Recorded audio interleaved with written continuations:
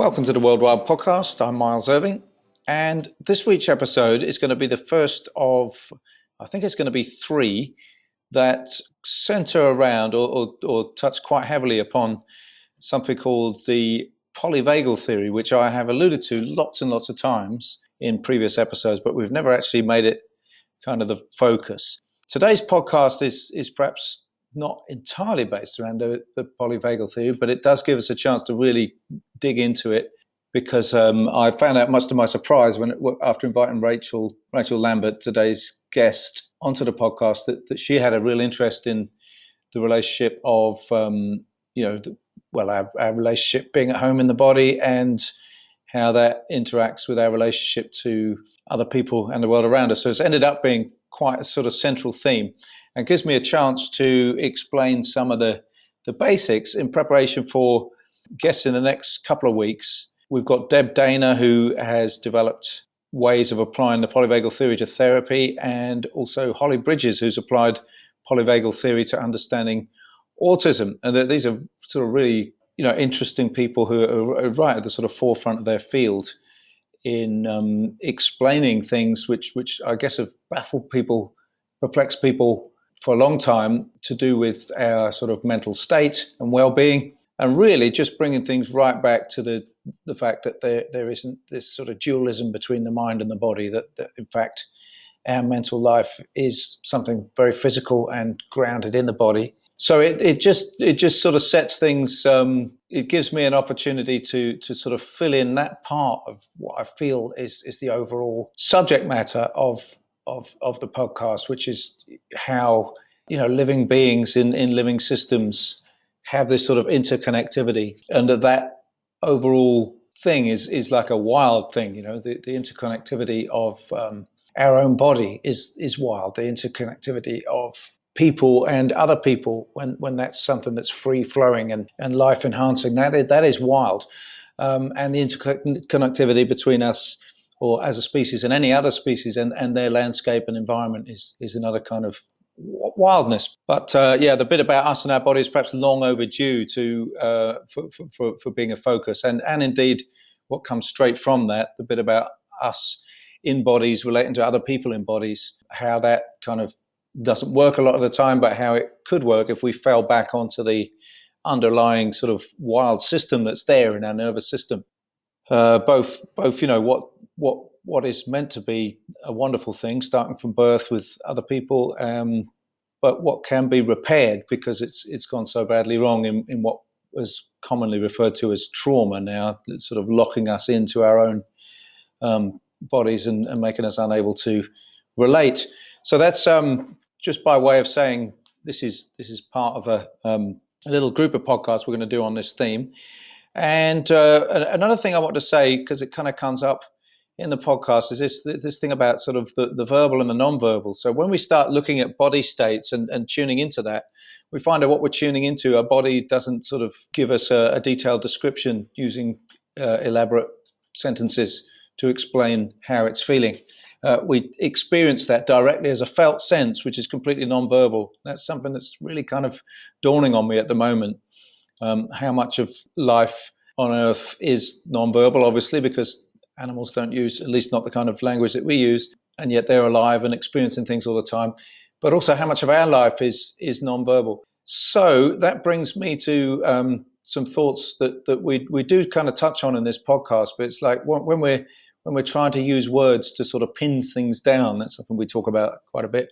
What's going on, and what would be the ideal objective in terms of communication. I talked this through with Joel at length today to try and decide what to put in this introduction. And we sort of ended up with this thing that there's a kind of non-verbal communication, essentially, that there's something about where we might end up being in terms of a space or a state, which might be something that's really positive, and that it's possible to convey that space. And whilst we might actually do it through the medium of talking, that actually the most important communication would be going on at a much more sort of body state level, and we'll be communicating with things like sort of tone of voice and articulation, and I'm not quite sure how else with just a voice. But it's an interesting train of thought because, ultimately with all of the things we're touching on in the podcast, it's more about states of being that we're kind of mapping out, this interconnected states of being,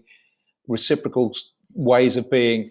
And if there is anything that needs to happen other than just sort of sending words across the airwaves, it would be to hopefully have found some of the substance of what I'm talking about in my own life and somehow to convey that. Now, I think I would be the first to say this is a very limited extent that I could claim to have actually come to embody all of the things that we're talking about here. But nevertheless, if I have achieved that at all, I want to be able to put that across somehow rather than just explaining it in words. So I thought, with that train of thought, it's interesting that this is a purely auditory means of communication for most people tuning into the podcast. And that's quite a fitting insight to have, given that we've just decided that all of the chats that we're recording using Zoom or Skype or other means where video's involved, we're actually going to start putting those up on the YouTube channel that we have for the podcast. So if you would like to see some of the more non-verbal aspects, see the non-verbal aspects as well as sort of hearing them, then you can, from this week onwards, this podcast will be the first to have video for it. It won't always be the case because sometimes we record in different ways. And for example, Holly, we've already done the Holly Bridges one, and we agreed not to use the video there because we felt that we hadn't set up the background to be nice to look at and things like that. But from now on, it will be the case. Okay, this was meant to be a short intro. I fear it's not quite as short as planned, but let's now get on to the chat with Rachel Lambert. Yeah, we've got Deb Dana next tomorrow. Like if you know the lady that did the polyvagal theory and therapy. Oh wow, no, I don't know. And works very closely with Stephen Porges, so it's like a really big deal that she's going to chat. So I've been trying to get through the audio version of her big book the last few days, and so that's really exciting. And it turns out she does touch on. There's quite a lot of references to feeling safe in wild spaces and in relation to other species. So I suppose the people working with traumatized people and people with autism and horses and so on, that there's that kind of social where people can't necessarily build a bridge to another human being. They can build a bridge to, it just shows that we are inherently social, no matter what you might say about someone's capacity or lack of capacity. Well, if they can relate to something, then they can relate. So it's obviously just anyway. What's your take on that? Or what's your interest in? Because I didn't know either that you'd got that background or interest in. Yeah, I think when I've written about foraging and somatics and soma meaning to experience the body from within, for me it's all about connection. Yeah. So everything is about connection and everything is about relationship.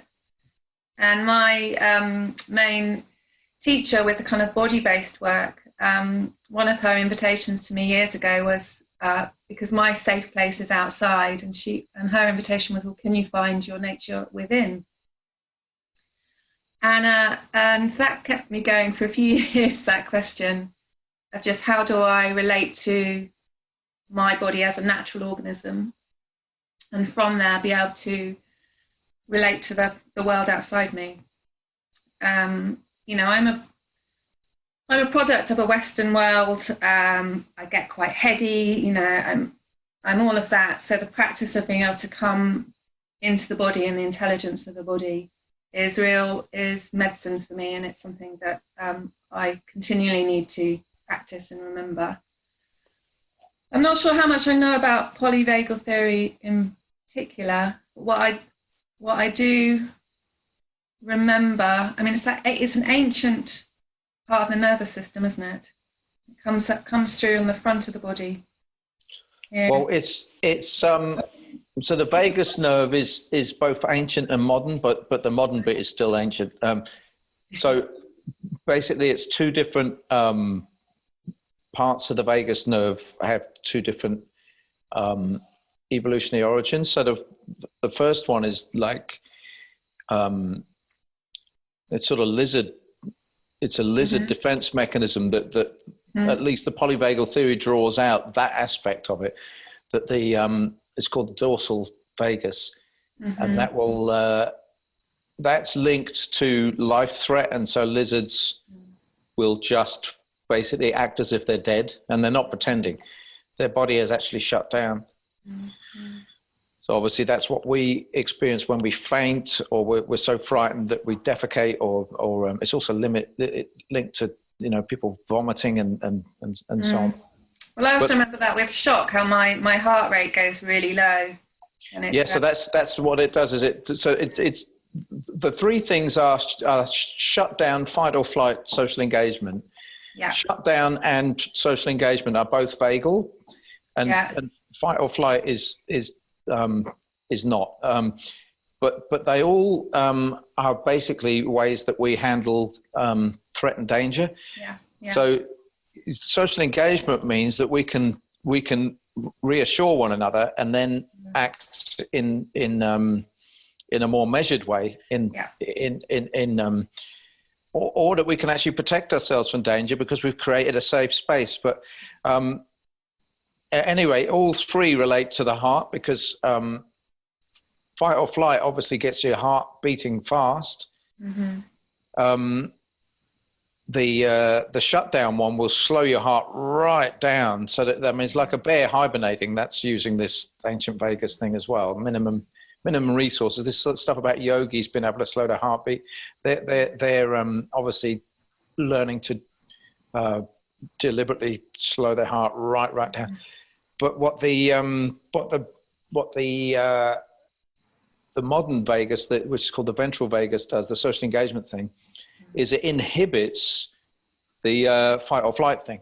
So you've got fight or flight coming in with adrenaline and going boop, boop, boop, boop, boop, boop, boop, boop, on your heart. Whereas this thing called the vagal brake kicks in that says, no, it's cool, it's okay. And it's amazing. You can switch it on.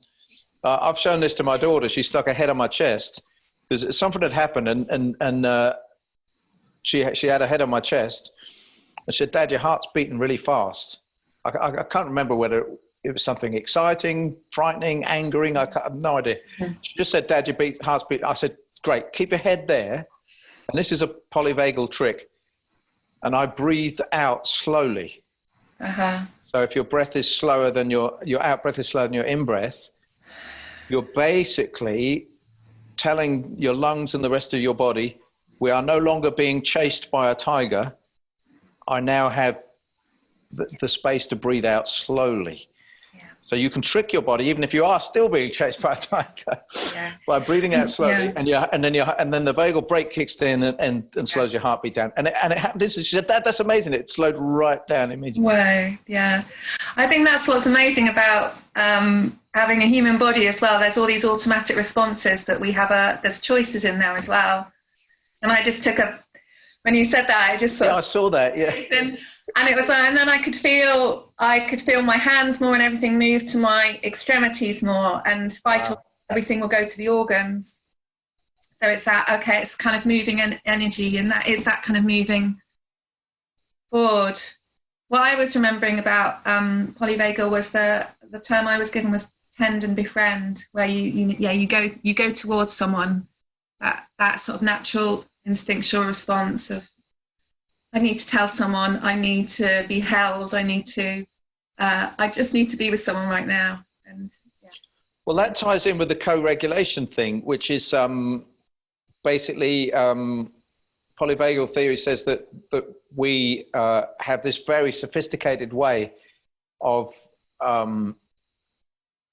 modifying our internal state by the way that we relate to another. And it is basically through cues of safety. So if we feel safe, we know that that's up for grabs.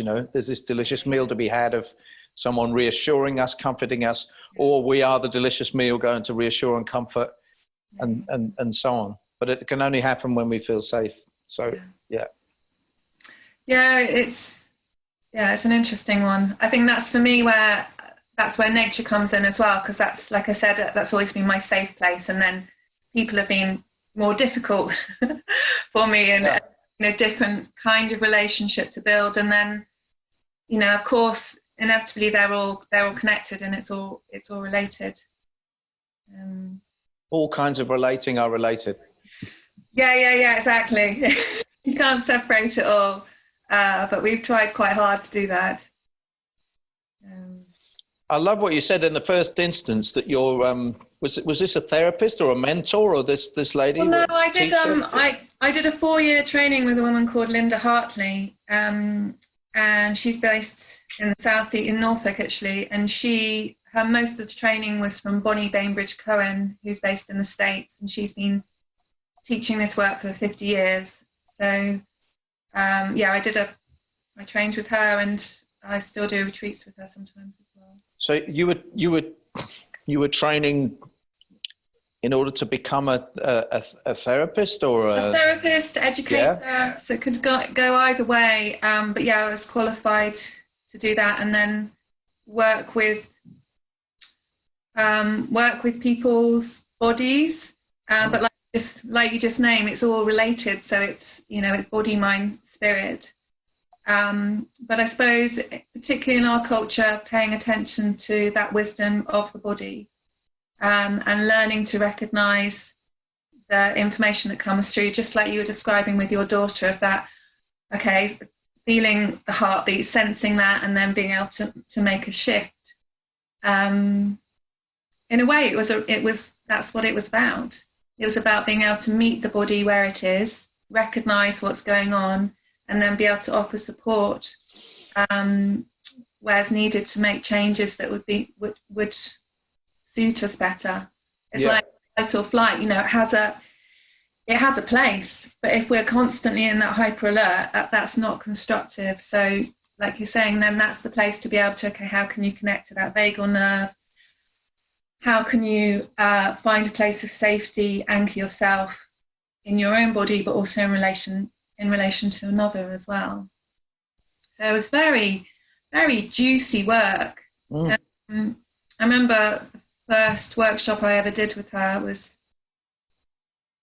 I don't know, less than 20 years ago, maybe 17 years ago. And we were given this exercise of just touch. I think it was on the arm, and to just sort of sense through the layers of the body. So the substance, the nitty-gritty material of the body, there was nothing ethereal about it. It's like, there's the skin. Can you kind of take your awareness below the skin into the muscle? Can you feel the more solidity of the bone? And suddenly it was like, oh my God, I'm feeling the body. It's not, I'm in the body. It's, I don't know how else to say it, but no one teaches you that. No one. Well, our education doesn't teach biology through this. It teaches it through images and through flat, dead things. That's really interesting. Yeah. Dissecting a dead thing, Yeah. Which has its place also, but this was so different, that this living organism that we exist in, and then how this organism relates to, whether it's to you as a human being, to a plant, to minerals of the earth, to an animal. Well, I'm just thinking of somebody describing two different kinds of knowledge in a lecture I listened to years ago, and he talked about the difference between an entomologist who catches a butterfly and sticks it to a board with a pin, and the child that sees a butterfly and runs across the meadow, watching this butterfly in flight and following its course, and then stopping to look at it sunning itself. To transfer that two ways of thinking of it onto our body. Yeah. The idea that you can stop and just feel your body in the way that you were describing, and be the child chasing the butterfly through the field, only the butterfly is your own felt experience of your body. Yeah. And it makes me also feel really sad, that whole thing of pinning a butterfly. And my dad was very into butterflies, and he used to pin them before he had a family. So I know that came from a love of that world. But it's also a cultural thing, and it's also very sad, that sort of objectifying something or wanting to hold on to it and keep it, which is, again, it's all cultural, isn't it? Rather than being able to just let it go and let something move and move through us, move towards us, move away from us. Yeah. So, No, it's interesting. how we hold both of those in our world, because they'll always be there in some way as well. You've got different starting points with it. Well, clearly, though, we've got a very undesirable outcome at the moment, which is that the pinning the butterfly to a board approach has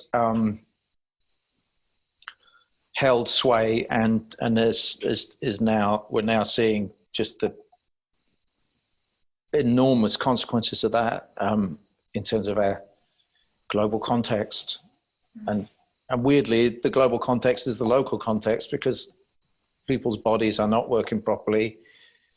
Local environments are, I went yesterday with my little boy to see a pond. Ali texted me and said, could you stay out for a bit longer? I'm doing this lovely thing with Ella. Could you boys stay out a bit longer, because we've gone out shopping?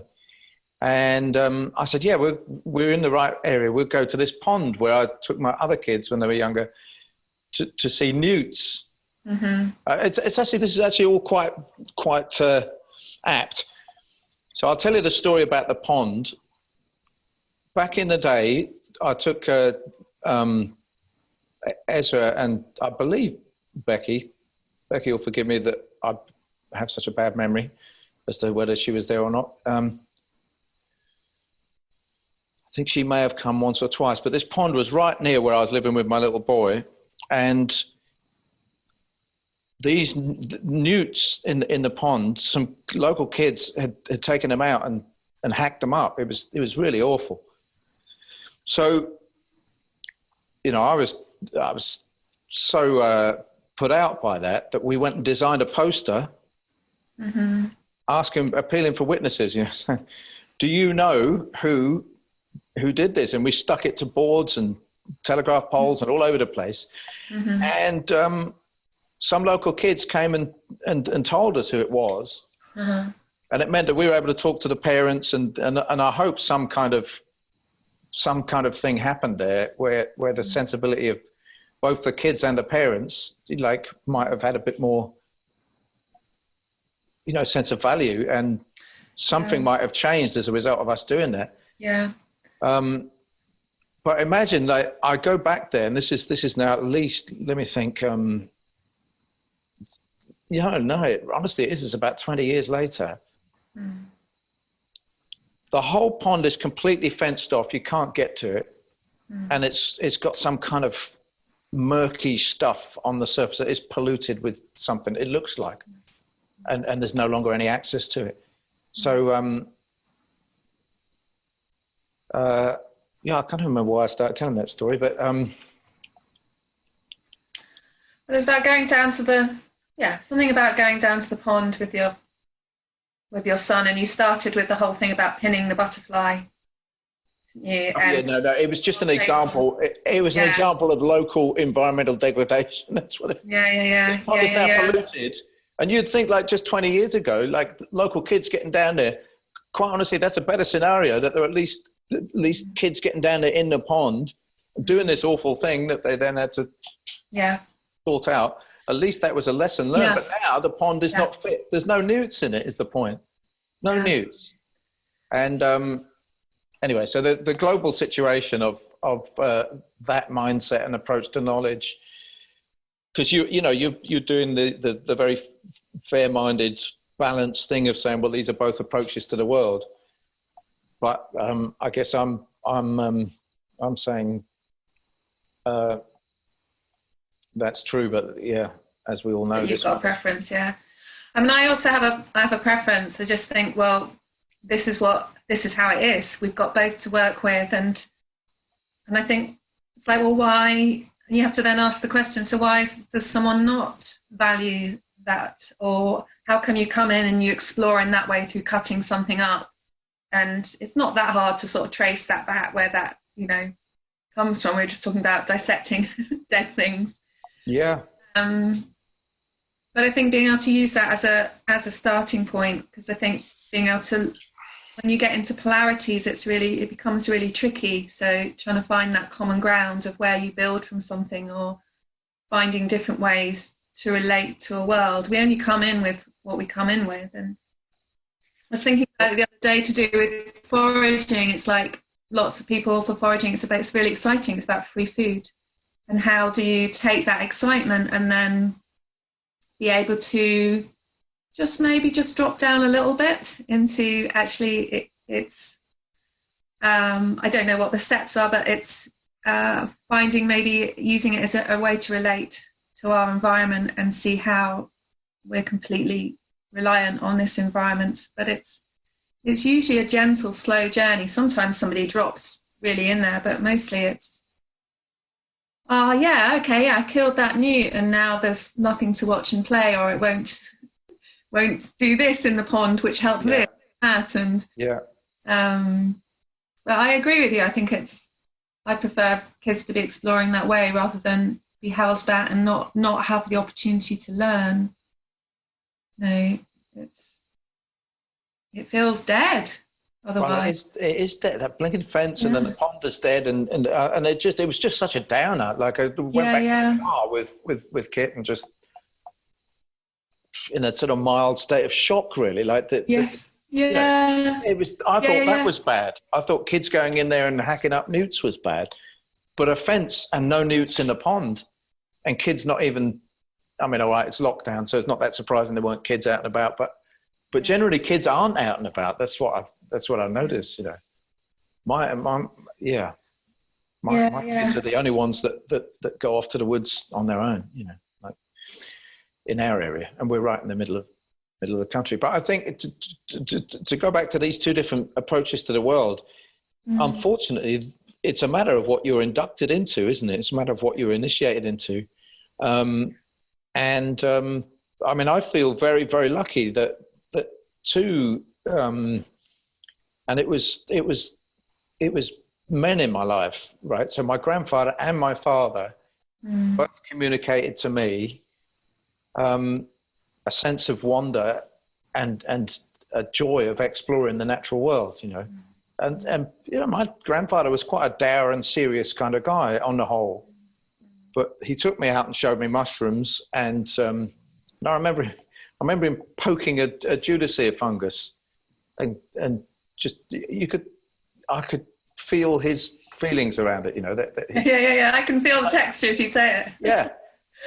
This is an odd, funny sort of thing, isn't it? And it does feel a bit like your ear. And there was a connection around that for someone who wasn't particularly good at connecting with people or anything else, really. He was quite a shut down sort of a man. And my dad's sense of wonder just came because he worked a night shift at Birmingham University, and he would just tell us about the fox cubs that he'd seen crossing the road, or the hedgehog, or what, he'd come back with it. And you just caught that. You caught his childlike sense of wonder that he had about it. We were tiny and he was like in his 30s, I guess.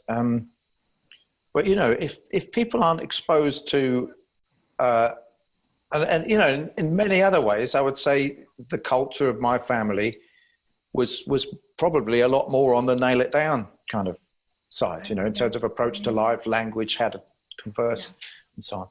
But at least I had that little glimmer in terms of seeing two very important figures in my life. Obviously, with that sense of wonder, Yeah. And who are willing to kind of give you the time and bring you into their world. And it reminds me as well how important it's never about lecturing, is it? It's about inspiring. It's about just kind of like enjoying life and letting that kind of exude through. And I think that can be the best teacher with things. Yeah. I also think, I can't remember the name of the author, The Last Child in the Woods, American. I haven't read it. I'm aware of that book, but I haven't read it yet. It's quite old now, but it's got good, it's relevant stuff, and he's talking about the stuff that we're talking about, and also he makes a reference to taking kids from the city into nature, and they're going like, well, what's here? You know, it's really boring, and how that at a young age, it's so much more helpful to be able to develop a relationship with the natural world there. It's harder to it becomes harder later on because you haven't got that grounding in that environment, and then how do you work with that? It's like, well, you go in somewhere and it's boring, and we might know that you go into nature, there is just so much going on. There's no such thing as stillness. You know, there's a lot there, and it's really good for calming. It's got loads of different benefits, but yeah, we've all got different starting points. I must admit that my experience of the outdoors now is probably too much based around foraging, whereas although foraging was my first point of contact with my grandfather taking me out and so on, in a way, that got me out on my own. It was only after that I took myself out looking for mushrooms, basically. I never did that before. But I quickly got interested more in bird watching than foraging at that time. So what I was going to say about that is that the number one trick, if it's a trick, that people should know about if they want to watch birds, is you got to go somewhere and sit still and be quiet. You know,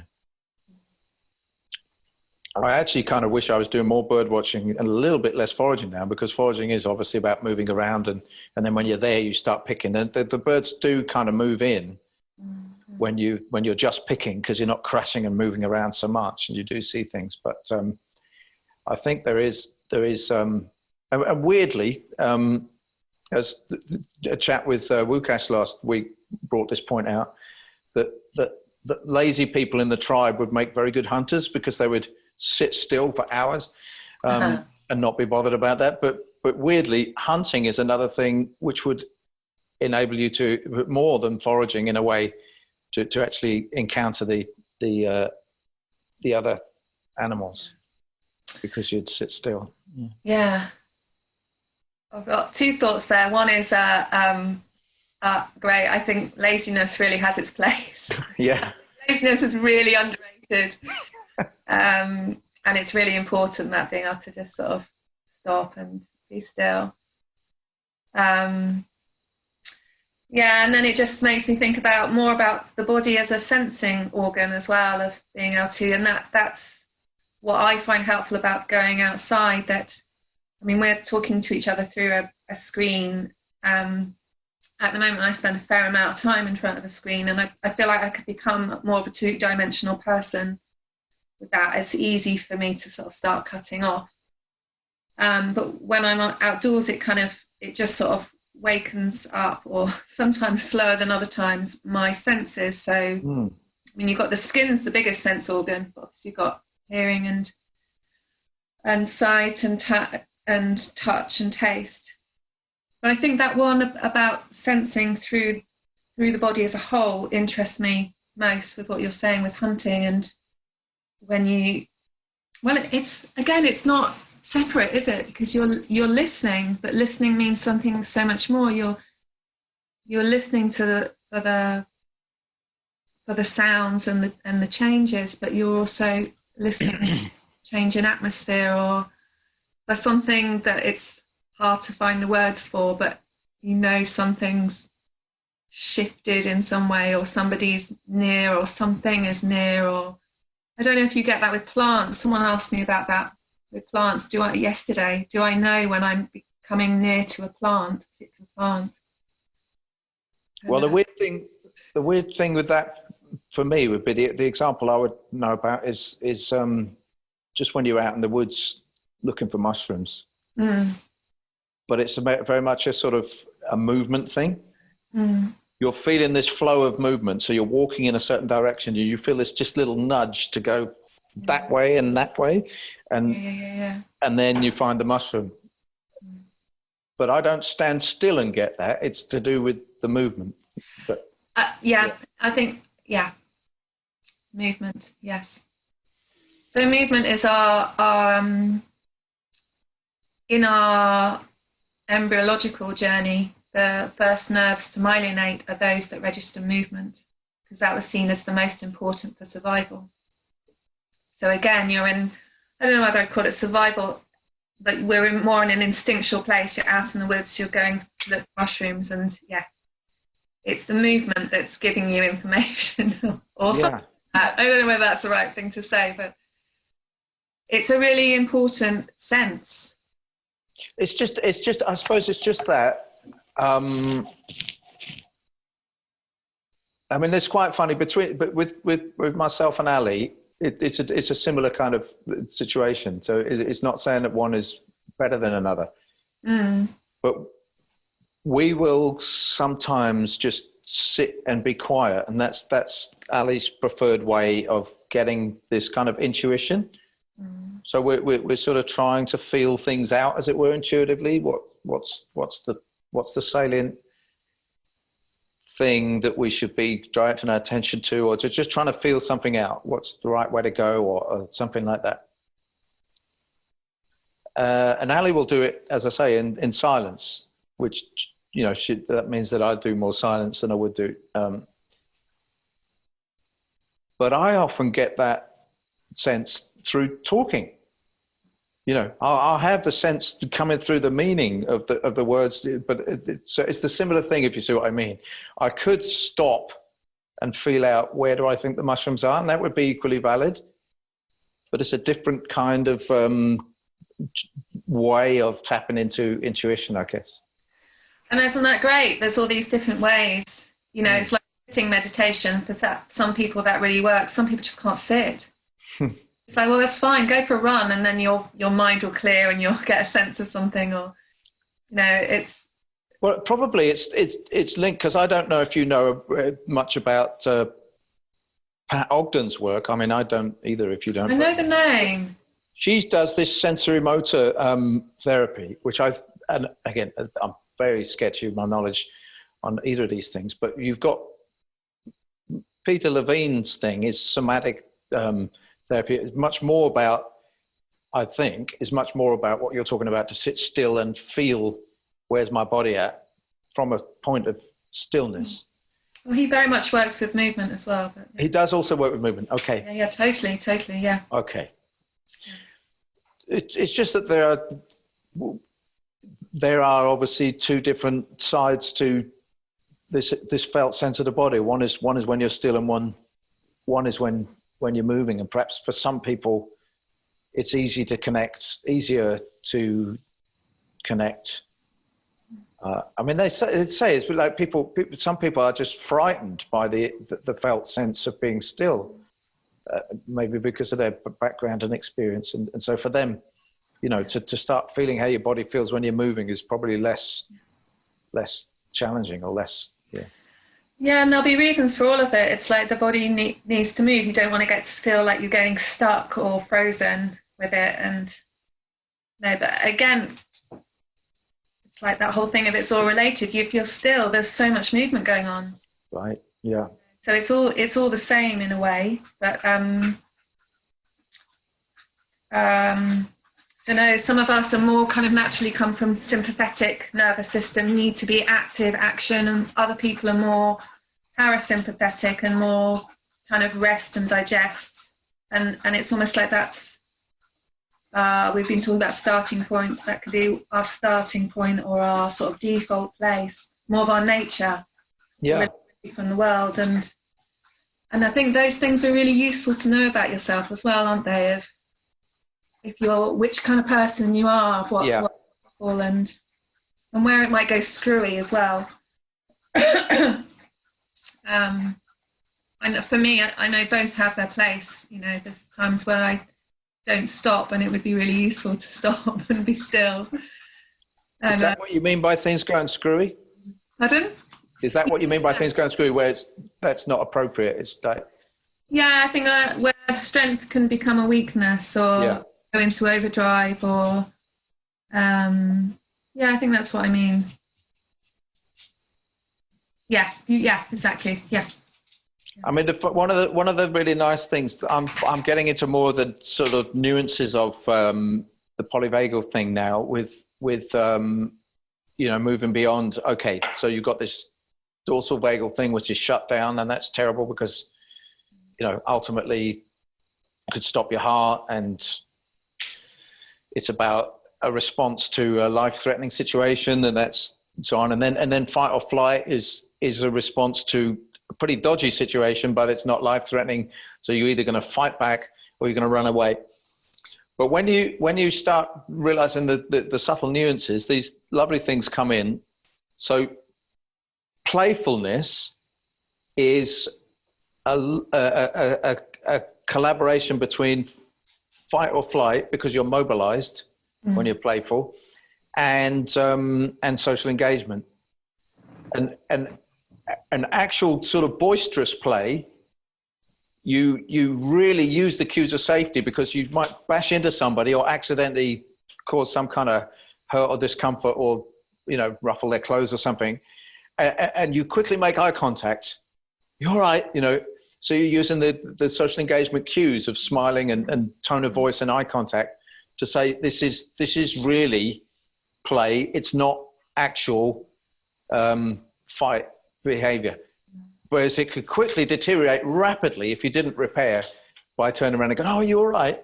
Then all of a sudden kids go from playing together to punching each other. Yeah. It's really nice to hear it phrased that way. Yeah. Yeah, lovely.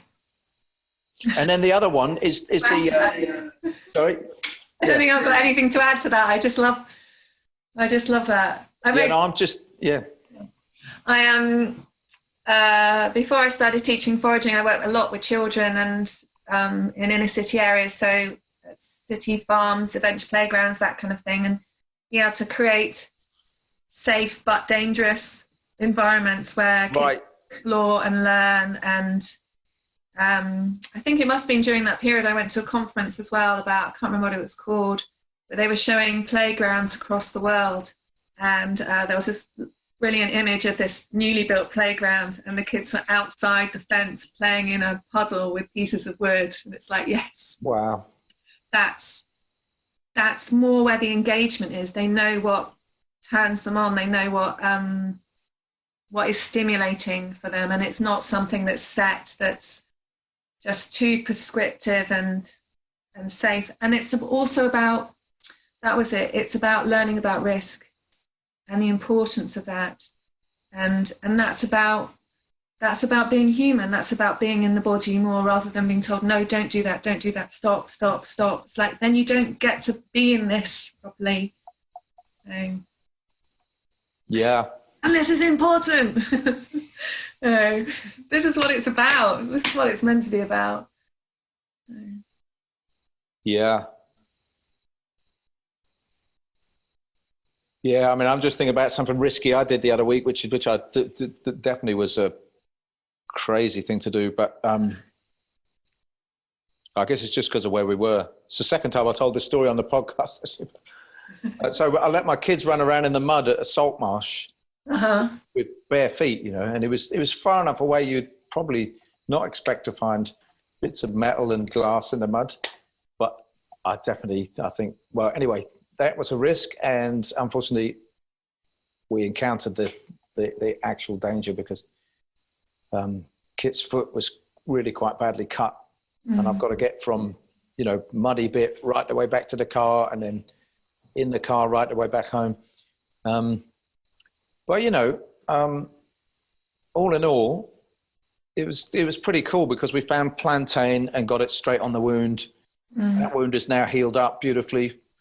We we didn't put any pharmaceutical creams or anything like that on it. Didn't even fuss too much about washing it, because I knew the sterility of the sterilizing effect of the plantain would heal it, and we just kept replacing that several days. So but it was really interesting what had to happen there. I guess that's the nuance of it I wouldn't have brought out when I told this to Fred Gillam the other week, because we were talking about the healing properties of plantain, whereas the main point in this one is good old Peter Levine tells this story about himself being hit by a car. And because his whole thing is about post-traumatic stress. So he's taking people who've suffered post-traumatic stress and trying to lead them on this path to get the stress out of their body and free of the symptoms of this post-traumatic stress. But one of the things he's got locked down is because he is exploring this from a pin the butterfly to a board thing as well. Scientifically, he's trying to see what is actually going on in the body when trauma happens, and why are we in our modern society not finding that we can just move on, like an antelope being chased by a cheetah and then getting away will not wake up the following morning going, oh no, and think it's being chased by a cheetah again, because it actually dealt with it. But straight afterwards, it was grazing with other antelopes, with the herd. It's being comforted by the act of grazing. It's being comforted by the proximity of the other antelopes. And just after the cheetah gave up and turned back, it shook. His body shook and got the trauma out of its body. Well, Peter got hit by a car and went through this whole thing of a worried person in his face. He told them to leave, go away, please get out of my face, because he knew that person was going to lock the trauma in his body with their fear. And then a nice lady came along who was a doctor, but talked to him very, very calmly and sweetly and knew what to do. Anyway, the main point is that he got his heart rate that his heart rate slowed down. That was his key point. Mm. And he asked the lady in the ambulance to give him the reading. And she also gave him the reading that the people at the scene of the accident had given. Your heart rate was this, it slowed down to this, and now it's this. And he said, excellent. That means I will not get post-traumatic stress. So he'd really pinned it down. He knew the figures, yeah? Because his heart rate had slowed down within a certain time period, he knew that his body had done the recovery. And he was also shaking. And the lady in the ambulance said that, unfortunately, back then, I don't know if they still do it, people who are in shock get strapped down to stop their body shaking, whereas it's trying to get the thing out. Anyway, the point is, I mean, I was going back to the car with some stuff, and my kids were in the mud. It was probably even more irresponsible. I left them to do that.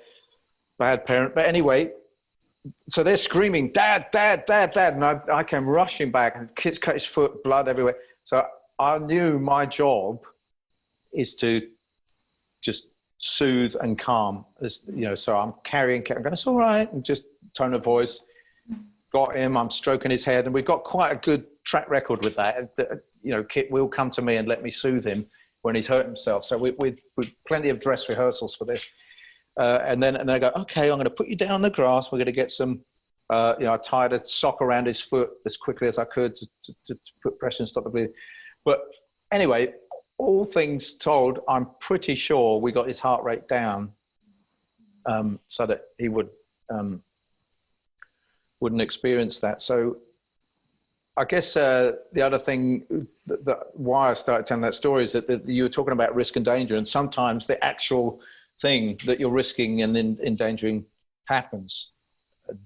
I in retrospect think I should not allow them to run around barefoot in that mud, but nevertheless, because we sort of got away with it, as in we did, his foot is now healed and so on.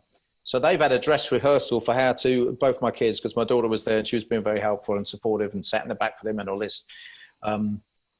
So they've had a dress rehearsal for how to deal with, an accident where somebody gets reasonably seriously hurt. And I think when it comes to it, you realise actually what's needed is really basic. Right. Actually really simple, isn't it? But it's those simple things that we've complicated things so much with the simple things we've forgotten, and it's that being given, being able to give another kind of the right attention, the right support, and then the healing can happen, and that of course will support the physical healing as well.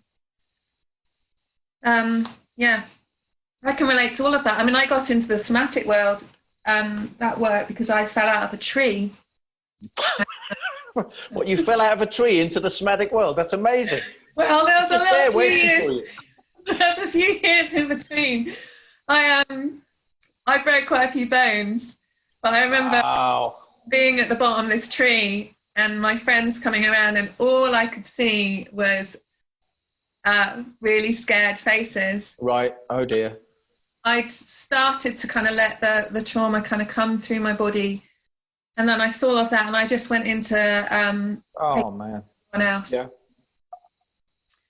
And then it took, and because of that, it actually took me, bones healed really well, no problem there.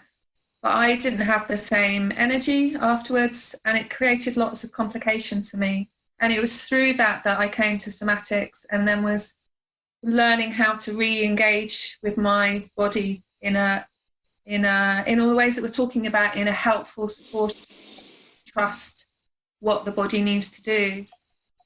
Wow. Yeah, and yeah. So I was doing, without trying to analyze it too much, but it was maybe doing what looks better as well. It's like shaking and being able to let go into just allowing the body to do what it needs to do. It doesn't always look pretty, it doesn't make sense to our peers or those who are around us necessarily. And I just couldn't cope with everyone else's fear. So I wanted to sort of get all of that fear away. You were saying, like with Peter Levine, sending someone away. Wow. So it's just interesting how we all come to this journey, come find these places. And I think some people are really good at listening to the body. For me, it's definitely been, something that I've come to later in life. Maybe all that information is there. I know how it feels when something feels right. But I've got so much layered over that through, what I'm told is right or what I should do. Or I think about it with shaking jaw. I get a shaking jaw quite regularly when I'm nervous. And it's like, it's a bit embarrassing, but I know that it's just what I need to do. And then I can just sort of settle a bit and just let that move through. And then I'll, be able to move on a bit easier. I do wonder how we got from being that herd of antelope, that would very, there's no fuss or anything like that. The frightened antelope just comes and rejoins the herd, but they're all present, and that's just the right amount of, proximity of other people with the right kind of attitude. How did we get from the point, because humans, we're just as biological as you said, about the body being nature too. How do we get to be so unnatural? That we because we must all know that here's this hurt and obviously frightened person. But you're saying you weren't probably that frightened until their fear is what made you. Well, no, I was, and I can remember. I was just remembering there was one big. I think there was a big sound that came out. One of those primal that I didn't make that sound. Just the body, and a kind of initial. And then everyone came and I clamped down. So it's all there, the body's ready to do its thing and let everything just unravel.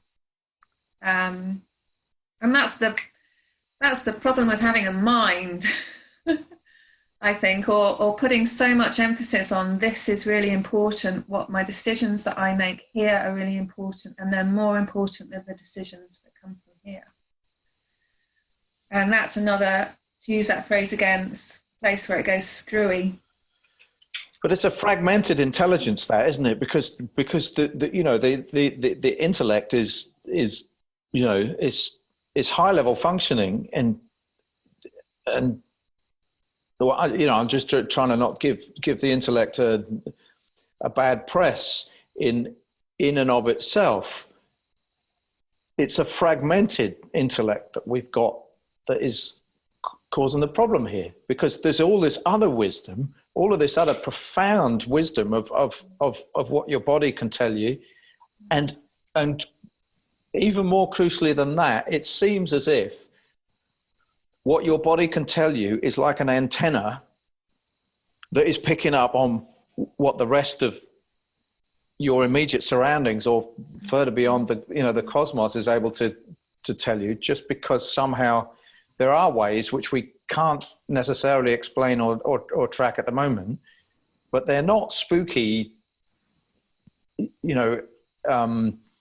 things which aren't within the power of a physical explanation to the fact that whether we have it or not, whether we need it or not, is not the point. But what I'm saying is, we're now knowing that our gut flora, through the interaction of the chemistry of their functioning and the way that interacts with the chemistry of our neuropeptides and all this kind of signaling going on, somehow or another, our gut flora are involved in the felt sense that we have, that's intuitive, that tells us things which look like this is clairvoyancy or psychic or telepathy or something like that, but actually it looks as if our absolutely physical gut flora, it's biology, yeah. So I'm just trying to the thing that our body is an antenna, basically. So our intellect is actually badly malfunctioning when it's going to, no, I've got this.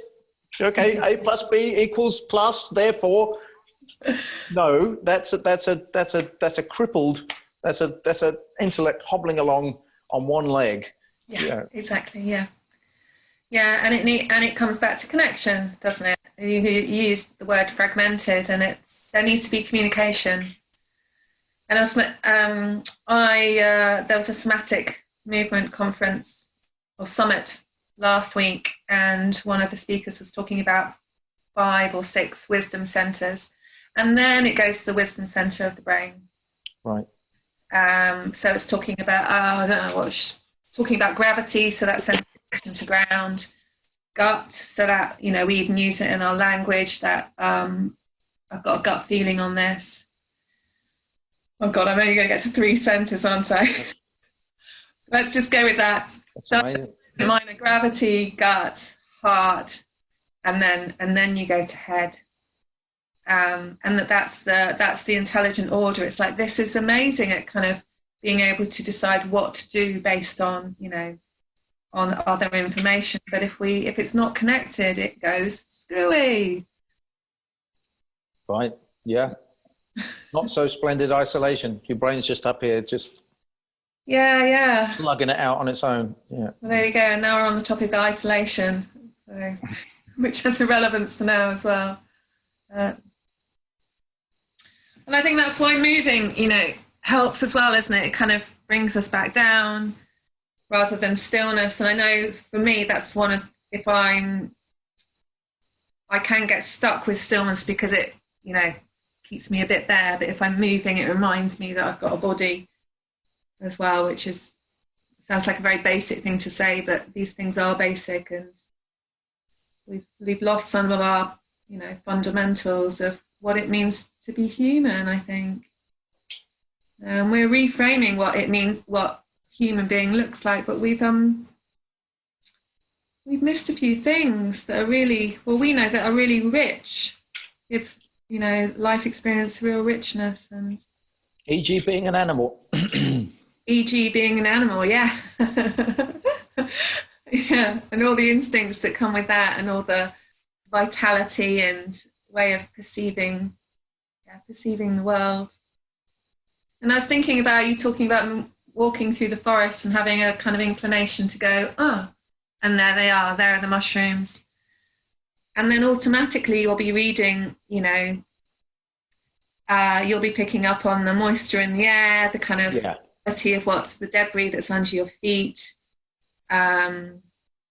All sorts of other kind of information is coming through as well. And so whether you call that intuition, instinct, or biology, or it doesn't matter, it's all the same, it's a combination of all that stuff. Well, I think it's interesting, and I mean,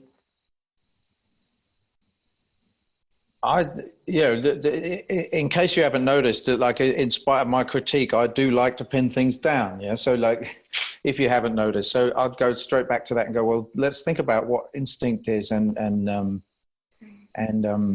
intuition is, because I do find it really interesting. You know, in a way, it's making the unconscious conscious, or the you know, that's what scientists are doing this, and here's all this hidden stuff. Let's work out what's going on down there. But the question is, you know, ultimately, is our objective to pin that down for the sake of some kind of sphere of control, you know, or is can we use this inclination to try and make things explicit? Well, maybe time it's. Sorry, go on. Just as a way that the objective isn't to then seize hold of it, so it can't move, because now we've got your number. Now we can put you in this box over here. There's another way that we could do science, is kind of what I'm trying to say, where we use that faculty and that inclination to make things known in that way, to facilitate the dance, basically. So now we know what this kind of movement is, we can go and join in, sort of thing. Well, I think that's the best relationship with science. I think, you know, science is a useful tool for us now because people kind of trust it. But holding that knowledge intellectually still doesn't get us where we need to go, is it? We need to embody it, and that's I think that's the potential of it, kind of people going, all right, so science says that, so it's safe for me to do that. It's safe for me to go into the body a bit more, or whatever it is. Well, it's providing a doorway for the people who are ultra in their head. Well, when they read this book on the mind-gut connection, which is out there, I forget who it's by, but that is saying you have permission, Mr. You know, atheist, materialist, scientific rationalist, whatever camp that particular person that's finding it hard to not be in their head belongs to. They've now got permission. It's actually rational to follow your gut instinct. Yeah, exactly. Rational to follow your gut instinct. Nice. I mean, my training was a mixture of kind of science and intuition. Right. And I liked that balance of it. But it was kind of in equal measures. It was, you know, it was a course which was the training was about experiential. So it's like really trusting the information that comes through and being able to ground that in science. So knowing back it up in that way. And that's the world we live in, isn't it? In terms of being able to communicate these things and find a way to relate them. I'm going to go with your slip of the tongue there, because I've done some thinking about a process of grinding spices. Actually, I have this really amazing device somebody gave me. It's just really heavy, and it's got these cast iron teeth on the sort of, it's like a pestle and mortar with teeth. Yeah. So the pestle bit has got kind of metal teeth, and the mortar bit has got kind of grooves, and really does an amazing job, because you don't have to use much effort. It just, the weight of this cast iron thing does it. But the point is, you are so fragmenting things, in this case, releases the aromatic oils. So if we could just start working with this thing, like, so we don't want to be stuck in a scientific reductionist thing. Here we are breaking it down to these tiny little parts. But what if we worked with that and took that as that fragmentation thing and say, well, where could that metaphor go that isn't destructive? You know, obviously, if I take you or a plant and fragment, you're dead, right? That's clear. You know, a living thing, a living organism. So in that sense, we see that to break up these bonds and connection within a living organism equals death. But we can perhaps go through that and say, well, the fragmentation of these plant materials release these aromatic oils, which we know are profoundly healing, and profoundly tasty and profoundly stimulating, and all the other good things that come out from aromatics. So, okay, so the fragmentation there, and of course that's true, actually, with literal and metaphorical death, isn't it? You know, because we do want to just not have any pain and suffering, and we don't want to be lonely, and we don't want to fall out with people, but actually when we go through that, you know, we get through the other side and we've worked through our conflict. It's actually a better relationship once you've done that. You know, I've been isolated for a while. I've had to face my own demons. It's better that we went through that. So, you know, sometimes the fragmentation is also, it's all right to have a grind instead of a, what was the other word that you actually meant to say? Ground. Ground. So grind is sometimes positive too. Yeah, no, I'm a great believer. All that stuff is a substance of life. You know, life isn't about trying to avoid pain. It's about, there's a phrase that I use quite a lot. It's just feel everything, keep nothing. It's a good reminder for me. Just keep letting it move through. Don't try and not feel something or hold on to it, or grinding down. Yeah. And, you know, we're all going to die. I'm going to be hummus for the ground, you know. I hope that will have some use. And then that'll become something else, you know. A bigger picture there too. Yeah, the microorganisms will grind you and then you will be ground. Yeah. Don't just be grounded, you'll be ground. Yeah. Yeah. And we'll call you Ground Rachel. But that whole thing with talking about it with wild plants as well, of and the context of death. There's nothing wrong with death. It's also part of life. And, you know, I pick a plant, I'm going to kill that plant and use it for something else. And then it gets, want a better word, recycled and ground down and used in different ways. And that it continues on in life, but in a different form. Maybe that's related to head as well, how we got attached to our existence, how it is now. Funny, isn't it? You know, you take out risk and then you really hold on to safety, but it's a very narrow safety, and it's almost like safety comes through embracing risk. Well, it's fear-based safety, isn't it? When we make it so that we actually don't feel safe, we've created this artificial environment because we're so afraid of. Yeah, it's funny. Yes, and somehow we name that as safe.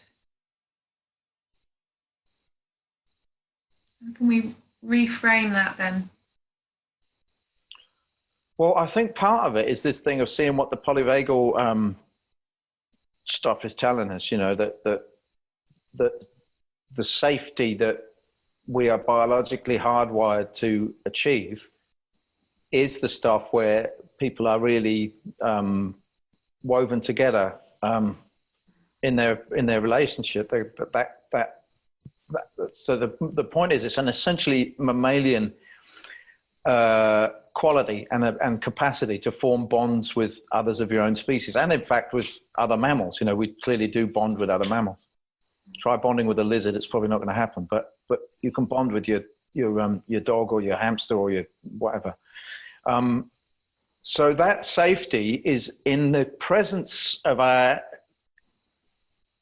you know, inherent dangers, the embedded dangers of our environment. You know, I mean, obviously we've evolved around up until very recently. Most parts of the world, if you were a human, you were definitely not top of the food chain. You know, it was the big cats that were top of the food chain, and you it's quite likely you would. The last thing you'd ever see would be the eyes of a jaguar or something like that.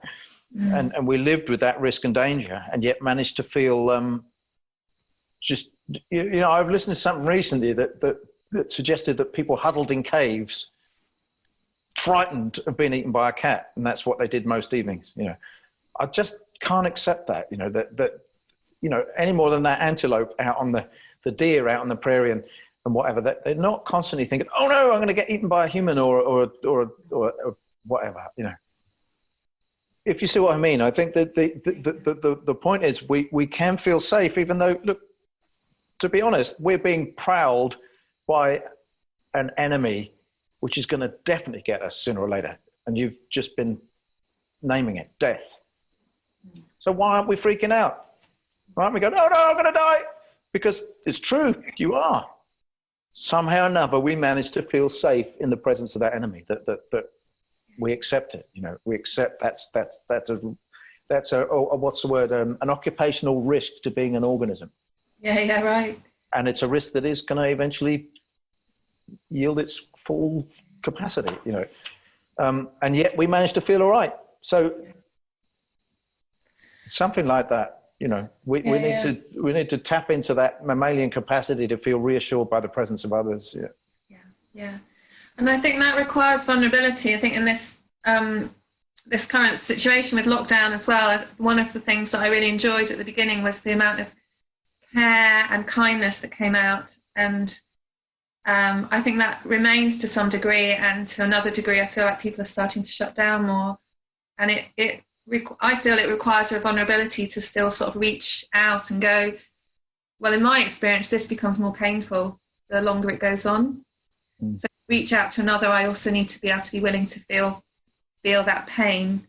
So that again, there's a risk there, but there's a risk to gain something which is greater, which is that connection, which will bring a greater sense of satisfaction and sense of safety, rather than retracting into the safety we're talking about. And then the other thing I would think about is, you know, all the, I haven't watched them for ages, but watching fox cubs or badger cubs and all that play that happens, and any animal or bird, you know, watching birds just soar in the currents, and play is really important part of life. And there's lots of functions, as certainly as a human animal, as a mammal animal, that are just there for the pure pleasure, you know, of being alive. And I don't know where I'm going with this, but it's a really important aspect of life. And it was to do with you saying that you can't quite believe that our ancestors would have been huddled in a cave, just terrified all the time.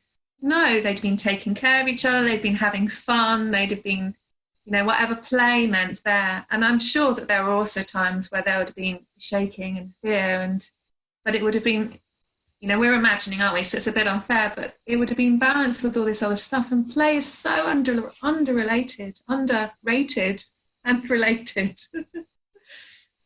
I think the key to that, to debunking that argument, is the sort of antelopes run away from the predator and got back with the herd and feels all right, you know. Yeah. What we're projecting onto those people huddled in that cave in our imaginary scenario is post-traumatic stress disorder, to just be constantly anxious about something that may or may not happen. It might seem rational, but that's that head again, isn't it? That cut off head. It's not biologically sustainable. You know, and so that's why we've been hardwired to survive, and in that sense of survival is a strong serving, in my opinion, of thriving.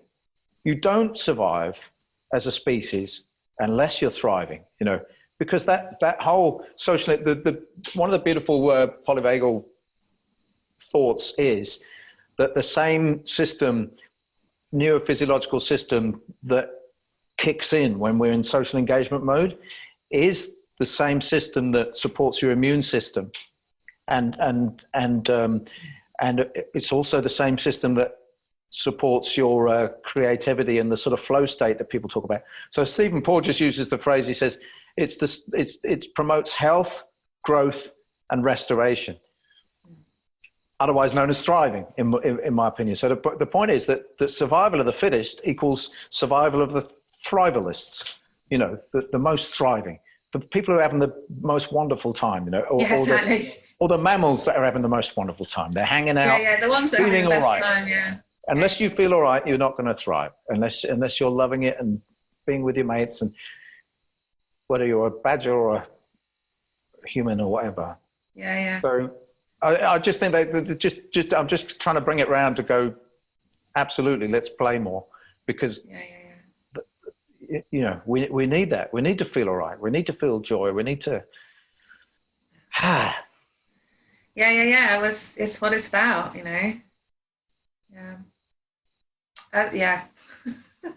Makes me think of a situation. So some friends of mine during this lockdown went for a run along the seafront. I live just near the sea, and then they were alone on the beach, and they decided to do a little bit of dance. So they were dancing swing together, 100 meters from anyone, and someone shouted, "Go home, you idiots!" And they popped by on the way back, and Hadrian was kind of like a bit like, "What do you think we did wrong?" And his partner is Catalonian, and both her and I were just saying, no, it's British people. It's like, we've interpreted this. We have to stay safe as you're not allowed to have fun. You're not allowed to enjoy yourself. And it's a fundamental error. You know, fundamental error. It's key to our, you know, our sanity and coming through this in health. And that's the beauty of, we've named it as risk, but it's the beauty of any adversity that is part of life. You know, it's always, and Peter Levine writes about it as well, of like, it's an opportunity, it's a growth opportunity where we can move through something and come back into that flow even stronger and into that sense of aliveness. It's got so complicated. We've got all these little pitfalls that our society justify, you know, that we can fall into. Well, I think that the point that we're sort of revisiting from every which way, we're just walking around the same object and going, oh, it's amazing. And it's amazing. And oh, look at that. Have you seen this bit? It's really amazing. So we're just looking at wildness, essentially, I think. So here is this organism stuff, which is wild. Life is wild, you know, and it's done a really good job of making life really full of life. And you know, when you talked earlier about discovering that, being told by your teacher that your body is nature, you know, I guess that's to me where I'm starting with an interest in, well, maybe it's not where I'm starting, but to me it's a really interesting thing that we don't need to get out into some far distant, pristine wilderness in order to discover the wonder of the interconnectivity and the self-supportingness of the fabric of life and all of that. You know, when we just stop and notice what our leg feels like today, you're tapping into this unbelievably sophisticated, thriving, living system that is totally wild. Your leg is totally wild. And I mean, not your leg personally, I'm sure it's a very wild leg, Rachel, but I'm speaking I'm with you, human legs. Yeah. Dear, I've embarrassed myself now. Oh dear. Just keep going. So I'll just savor the flavour of that embarrassment. This too is a wild neurophysiological state. And what are you sensing in the body mass? A bit hot. Oh dear. Yeah, totally wild. Yeah. I think I had to bail me out here and change the subject. I can't, I'm just laughing and enjoying it all. You're not laughing with me, you're laughing at me, that's right, yeah. Both. You all know what this feels like. Oh dear. Why couldn't I have said finger or nose or something like that? Anyway, moving swiftly along. Yeah. Yeah, the wildness of this body that we live in and the amazingness of that. And for me, if I'm able to step outside as well, that feels like a way to, it supports the biology of my body. It helps. It's a kind of like a quicker way for me to get in sometimes, to get into my body. Yeah. I'm kind of doing, and it might be anything. If I'm at home and I'm working computer, and I may just, as many times I don't, but I may just take a moment to kind of go, oh, I just need to adjust a little bit, change my posture, whatever, or whether I'm doing a more kind of specific, taking time to move and kind of feel into my body. There's something that's, I don't know, it just kind of goes tenfold if I step outside with that. Well, I do a yoga routine most days, and at this time of year, I get to do it in the garden. It's totally different. Yeah. It's great indoors, but outside, it's just exponential. You're feeling honestly, because I always do it barefoot, and I used to take a rug outside, and I thought, what am I doing? Even if it's raining, I'm not going to do that. I'll just get changed when I come back in and take these damp clothes off. Just get so ready. I'm feeling the ground. I'm smelling the soil for some of the bits that are laying down. I'm feeling the air on my thing. I hear the bird song. I can see the movement of the plant. So many different aspects to that. Yeah. And I think the other thing that I don't know if you experience it, but it also, it both takes me in and it takes me out. Because, my world is so egocentric. It's like, oh yeah, it's me in this body. And it's, if I go out, then that loosens, because I'm now something moving in something else. And longer I spend outside, the more I can move away from my ego or my kind of holding on to who I am as well. And it's just, I'm immersed into my world. I'm immersed in my natural environment that I'm part of. And that's not what we're taught either. Well, it's also what we're not enabled to do by the fact we live constantly in the built environment, isn't it? There's not the opportunity for that to happen. Which is really, that's a mistake. That's another little pitfall that you... Boo, yeah. Another pitfall. Yeah.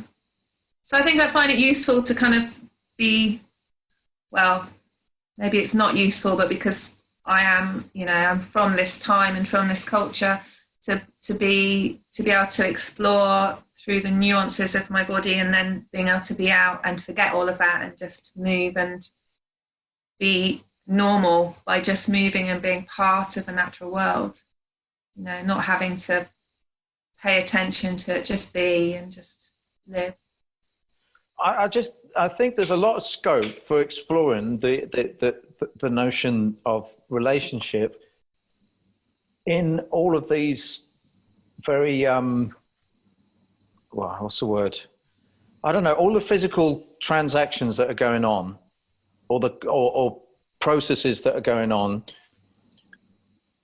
just by us being alive and in the world, that we're breathing, we're eating, but then we're moving through space and air's touching us, and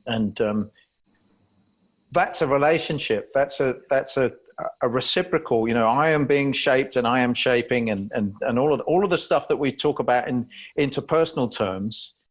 And it isn't just a metaphor, or we're looking at what metaphors are. I probably should do some work with a linguist or a philosopher that could help me see whether I'm saying anything. Well, I don't know. The point is, for me, in a way, a metaphor isn't a metaphor, if you see what I mean, because the same dynamic is being represented in two completely different situations. So when you say this is a metaphor for that, it's kind of inadequate in a way, because just take the moving and being moved thing. I think anything that we can see that going on, there's two. There's this one and that one. And whether it's one is a person and the other is the entire rest of the environment, or one is a person and the other is another species, or one is a person and another person, it matters not, because what you've got is the same dynamic. One thing moves, and this affects the internal dynamic of the other. The other thing then moves back, and this affects the internal dynamic of another, and the other one moves back. It is the same thing. It is the same ebb and flow. And that the important thing that's going on is the sort of the dynamic that somehow is making the two a one, but it's the kind of one that happens when there are two that are doing this. So it is basically, we can pull the logic out and put it into this very living dynamic, and we can say A plus B equals C, and the C is what we want. And the C is what we want. Oh, that's juicy, isn't it? I think it's really juicy. Yeah, What is the C? What is the C? Yeah. It's the C is what we want. Yeah. I was thinking as you're talking about the skin and that whole thing of like, so when I'm just touching my hand, but when I touch, if I touch a sofa, so through touch, I'm getting experience of myself and other. So. Yeah. And both of those, I need feedback about this and I need feedback about this. It doesn't have to be a sofa, it's just whatever the world is. Yeah. I want to come back to what you said about wild. It's like we're going to call it all wildness. And it's like, so part of me feels scared when you say that. And it's like, what is it about that word that's so scary? I think I relate it to not being in control. Right. Or then I have to lose the safety of the A because maybe I don't have enough experience of the C in my life, and we're talking about, I love being outside, I love being in, whether it's the wild, sea, whatever, but I'm still a, product of my culture and live here quite a lot. Maybe I'm answering my own question, but I just wanted to put that on the table as well, because I don't think I'm the only one who feels that. It's that, what are our associations? Again, we can go through language: untamed, uncontrollable, wild, Well, that's it. It just suddenly made me think of a elaborated meaning of a Hebrew word for joy. Okay. Which means to spin around as if under the control of a wild emotion. Well, let's just stay with that for a moment, because that's a secret, isn't it, of being able to, because it's almost like I'm relating to, I'm here and wildness is out there, but what we're looking for is doorways to drop in, and then you're part of it and you're in it, and that's where the magic and the joy is, rather than, oh yeah, wildness is there and I'm this tame indoor animal. Well, yeah, but there is the threat of the the spin around as if under control of a wild emotion thing goes back to your playful thing, the playful being a root in, that's how we get into into this wildness that is freedom and also really, really lovely being, way to be together, to play. But the other side of wildness is that there is an unknown thing, and I realized this morning that we've had a bit of a stormy weather here. I don't know what it's like where you are, but I heard noises that sounded like shouting, and I have to say, it's a bit raw to say this, but my childhood was spent around my parents really fighting a lot, not physically, but like a lot of shouting. Mm-hmm. And I realized I thought I heard either my mum or dad shout from being a small child. And I was right back there sitting upstairs thinking, oh shit, they're going at it again. I wonder when that'll stop. So the sound of the wildness of the weather completely invoked. I was so surprised by it. Mm-hmm. And I realized how edgy I was. And it's probably not just that, but I just realized this stormy weather is making me feel very tense. Mm-hmm. who knows where you go with that. But I just realized, like, I've actually not slept that well. And there's something about the sound of this wind. It is threatening and frightening. But to bring it back to the, the emotional thing, that other people's feelings could be an example of something that I find difficult. That is someone really freaking out can be something I find really difficult to deal with. And I guess so I don't know which bits you're thinking are hard to deal with, but for me, I can think that is definitely a thing because I don't know what to do. Yeah. As simple as that. That's a lack of control. Yeah. That I don't have a viable. Yeah. It's just, and as a result of that, I'm probably in those situations hyper rational, or even, I project anger onto that person because they're making me feel that way. Yeah.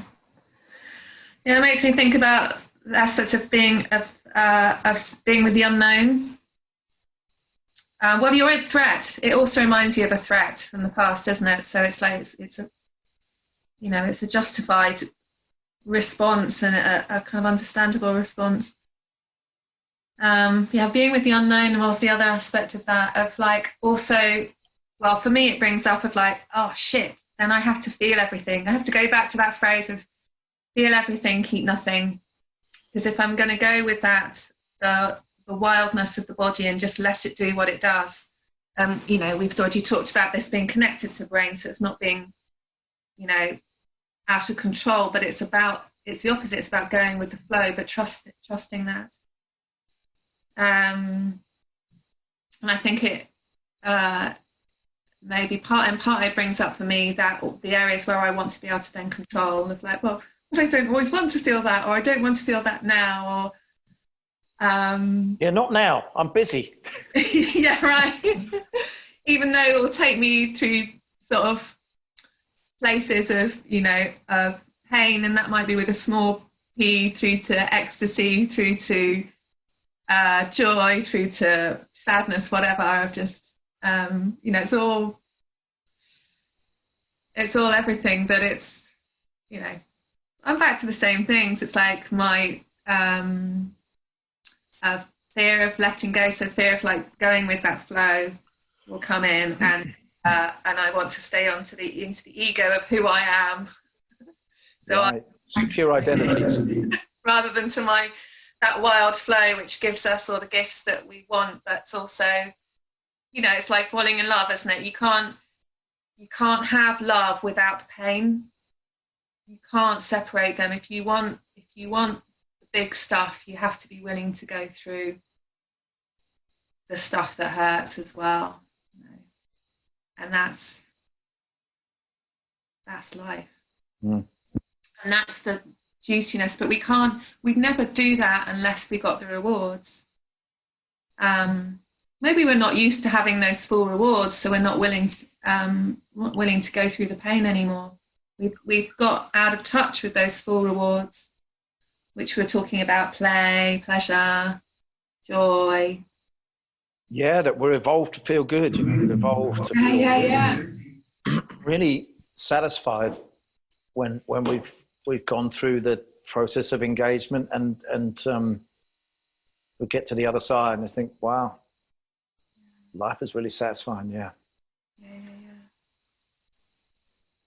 And I think we don't trust that's actually, I mean, to me, it comes back to, I was talking last week when I did the podcast intro about why I think wildness is such a good thing, but why people might react to that word. It's the same when you talk about anarchism. People think of chaos, basically, and some situation that is very, very threatening. Lawlessness and the strong being able to have unfettered access to the weak, as in terms of preying, predation, and just totally being able to just disrupt and have their own way. So in a way, it's, I mean, I guess that's it, that you think that there are forces at work in the world which, if allowed free rein, you open the door and stop having any kind of control, that what's on the other side of that door is threatening and malevolent, So in order for us to embrace and pursue wildness as a first point of like, this is it, this is what we think it's all about, you have to settle the issue as to what's on the other side of that door. Like there's that life is to be trusted, because there is a benign intent or a benign overall overarching effect, that living things are full of joy, and we can obviously draw out the examples which promote this doctrine of nature, red tooth and claw. You can see about prey, and you can see about harsh weather conditions causing things to starve to death, but most of what's happening most of the time isn't like that. I think that's my perspective anyway. Yeah, and I just thought, as you spoke about bomb craters, and then all rose bay willow herb as well, and that's how it is. There's actually never an end either. It's like, we think something's going to kill us, and it's another doorway. It's a doorway, and something comes through. And ideally, not something we expect either, because that our toes. Life isn't always predictable.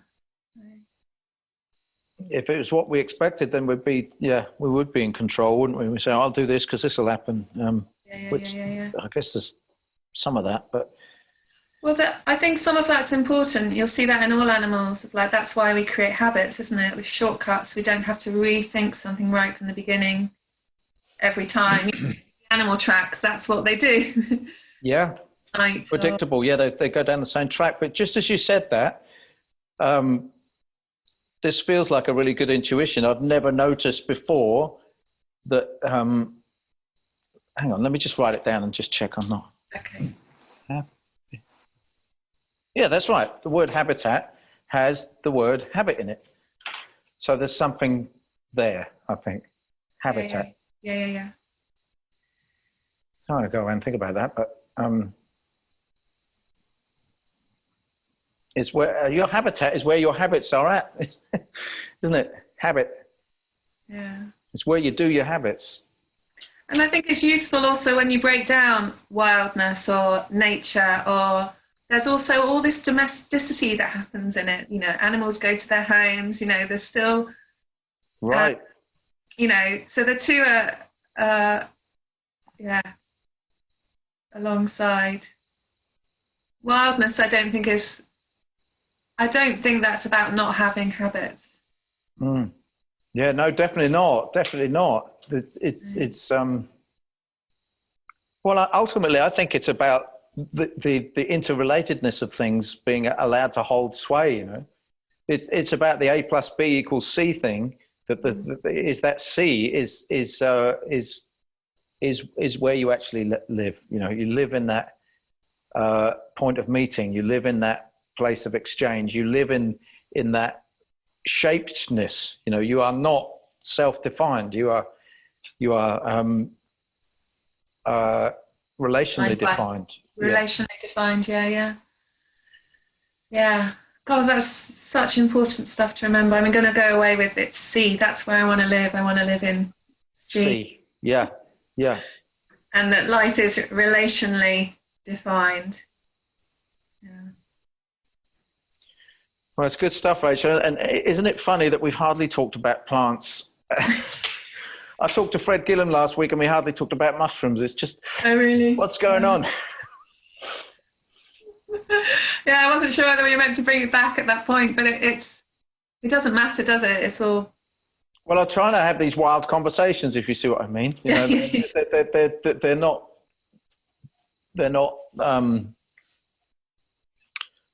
They're not supposed to described, be anything other than a conversation. Yeah. I also think it's with at the beginning we talked about where people are on their journey and how to come into nature and more of in a more of a relational way, and I think, you know, we're all on our journey with that as well. And for some of us, maybe, I don't know where I am with all of that either, but so part of my journey has been through plants as a way to connect. But maybe it goes in and then it comes out again, or, you know, it's like I love foraging. That's really important to me, but it's a tool to connect. And it's the connection that's important. Well, if we accept this thing that it's not a metaphor, it's just lots of examples of the same thing. So we can describe one thing by describing the other. But the dynamic is something that we're learning to enter into more, understand more, however we want to guide it. It all folds in. Everything folds in on everything else. So if I do this foraging thing, it's going to make me better at having conversations, or it's going to make me better at, I don't know, journeying with someone that's having a tough time or something, because it's all about noticing and responding to what is there rather than but at the same time, in that noticing in the moment and responding to what is there, I'm also anticipating the next thing, because I've journeyed with that plant before. So when I see the dead canes of Alexanders or some other thing like nettles from a distance, I think this is a place where green stuff grows in March, you know. And you think, wow, you're psychic. How did you know that? No, I'm not psychic. I've been round this before. I've been round this, and we're at this bit, and I know this bit is going to happen next. It's just obvious. But I think there's a lot of stuff like that in life where you can just see a very plainly visible sign that means that this is going to happen in a little while, or that has happened a little while ago. And it seems like profound wisdom, but I think that is wisdom. And plants teach you that. Yeah, and that's the biology, the wisdom of biology, isn't it? And relating to the world. What's his name? Tristan something. The natural navigator guy. Yeah. Tristan Cooley. Yeah. So he talks about it in that way, doesn't he? About being able to read signs. He slightly destroys it for me, because I also like that aspect of magic with it, of the kind of unknown. But he is also, you know, breaking it down of like, this is what's happening. And I think it's also that thing of like, when something's broken down into just function, it's like, well, where's my play in that? You know, where's my adventure in that? Because that's the, you know, substance of life as well. But yeah, that these things are learned and they become our habits, and habits from our habitats. Well, I don't know. I mean, I think he is on that kind of wonder as well. It's you know, I think he is aware of these different ways of being in the world, that you know, he's tracking the journey to sort of, he is tracking the journey of indigenous people, of our evolution in a way. Yeah, he's saying this is how those people were in the world, because they didn't need a map or a compass. I love that. I mean, that's not his line. There's another guy that did very similar work to him, wrote a book called How to Find Your Way Without a Map or a Compass. But that's what I really love about it, because it's saying, look, once you know how to be in the world, you don't need a map and you don't need a compass. You could just orient yourself through, and that's another way of being. It's definitely not. Well, you know, a map is an ultimate pinning down of a landscape, and I really like maps. But you know, this train of thought has helped me kind of see that actually, when people first made a map, they were saying, "Oh, I don't need you anymore." To all of this other way of being, A plus B equals C in a landscape where the point is to be able to move from one place to another and know where you're going and where you are, sort of thing, being able to orient yourself. That the map suddenly said, oh, I don't need any of those interrelatednesses. And in the same way as now, you know, the smartphone and GPS thing has taken just, we don't even need a map anymore. You know, we've got absolutely no idea where we are. None. We can't even find ourselves on this piece of paper with a diagram on it. we have got no clue where we are. We're just totally dependent on this electronic thing. So we're getting worse. We're getting less. Getting less of this integration. So Tristan's exploring that kind of older knowledge, I think. And I mean, what I was going to say is I'm pretty sure that within that, there is this sort of gut sense that somehow all of these different signals, that somehow, Tristan, I bet you, if you genuinely were lost somewhere, there'd be times when he said, I can't explain it, but we're going that way. He would be far better able to do that than you or I. And it's because he's got all of these little bits of knowledge about read this sign, that sign, the other sign, that somehow those things would enable him to tap into something else, if you see what I mean. Yeah, and I think there's a real beauty of not being able to understand everything as well, and that's another good place to get to. Yeah. Of a knowing and not necessarily knowing why or how. And that being able to go somewhere without a map or a comfort. Without a map or a comfort. Oh, yes. I don't want to do that. I want to take my comfort with me. But finding the safety. Yeah. You hit a safety with that. I think rather than coming back to that thread as well.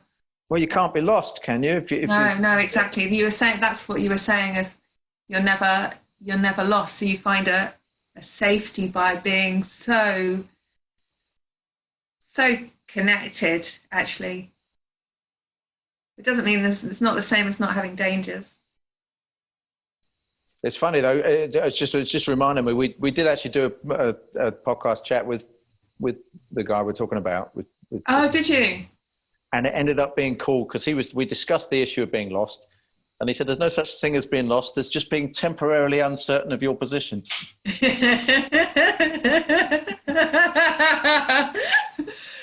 That sounds like someone's not willing to say they're lost.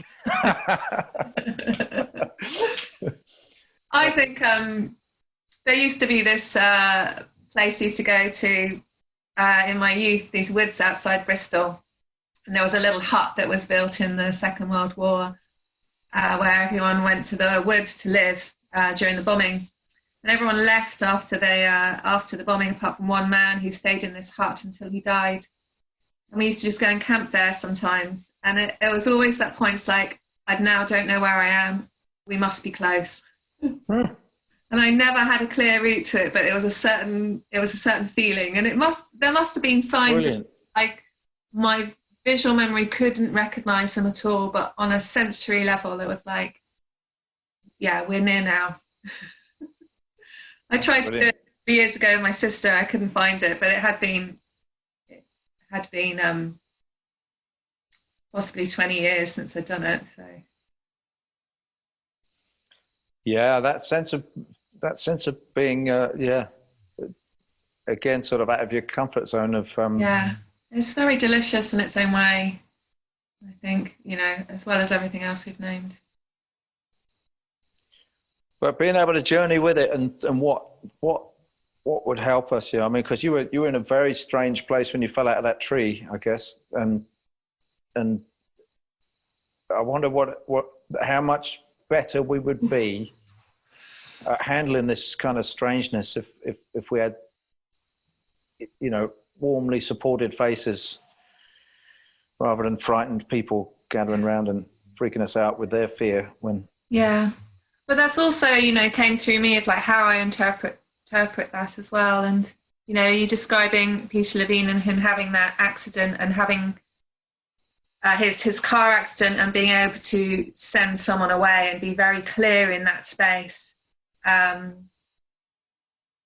Even that gesture, that gesture just comes sometimes, doesn't it? And it's all about trusting the body and not caring what people think, but listening to biology. Well, yeah, I mean, it's knowing what you need. Yeah, listening to. And sometimes, there's other elements that come in that we can't control, and things have to unravel later. And that's what happens with Well, that's what happens with the antelope as well. The antelope freezes, plays dead, and then in its own time, when the danger's gone away, is able to shake out and then return. So, you know, there's also, I think it's good to remember it doesn't all have to be in the moment. It's not lost if under that tree I couldn't allow that whole traumatic shaking and to come out. You know, and thank goodness there are, you know, opportunities later. I mean, for me, that means that it was a lot longer and slower, which is not ideal. And I think the closer to the event, probably the most helpful it is. But because I needed to find anchors that they weren't strong enough in my life. They were all in here somewhere, but I was detached from them. And yeah, so I think it's also good to remember that, you know, things can still change, you know, even long after. I think that's the hopeful message that's coming through, like with the polyvagal theory and the somatic therapy stuff. They're all tapping into a train of thought around brain plasticity, basically, isn't it? And I mean, it's more than the brain; it's the whole your whole body being able to basically get out of these habits, you know, because they are habits of neurophysiological, basically being stuck in fight or flight, being stuck in various forms of shutdown. It isn't that your body is now a certain shape, or, you know, you've got a leg with a bone that didn't heal properly, and there's nothing, you know, it's the plasticity of it's funny, the word plastic, because it's obviously mostly negative connotations these days, but it simply means this is a material that can be any shape you like, basically. So our nervous system, within reason, can be any shape you like, you know. So if you want to have a less fearful one, you can have it. If you want to have a bolder one, you can have it. If you want to have a more free, uninhibited one, you can have it. If you want to have a more joyful one, you can have it. And it's like, how do we just release that lock that's holding us in that particular position, and take the form that you'd rather have, you know? And that's what all of this stuff is telling us, you know, that you think you're stuck, and kind of you are, in the sense of, we can see that it's not possible for you to move right now, but you are not inherently stuck. You are not categorically stuck. Yeah. I think it's always useful to remember that there's choices and also that there's limits, you know. These habitual pathways, they can return again and again and again, and we can start to visit new, you know, pathways and create new habits. But we're an instinctual animal, and there is this groove of going, oh no, but this is what I do, you know. So that's also a natural thing to come back to those. But maybe this relates to that sense of that wildness of being able to go with the flow.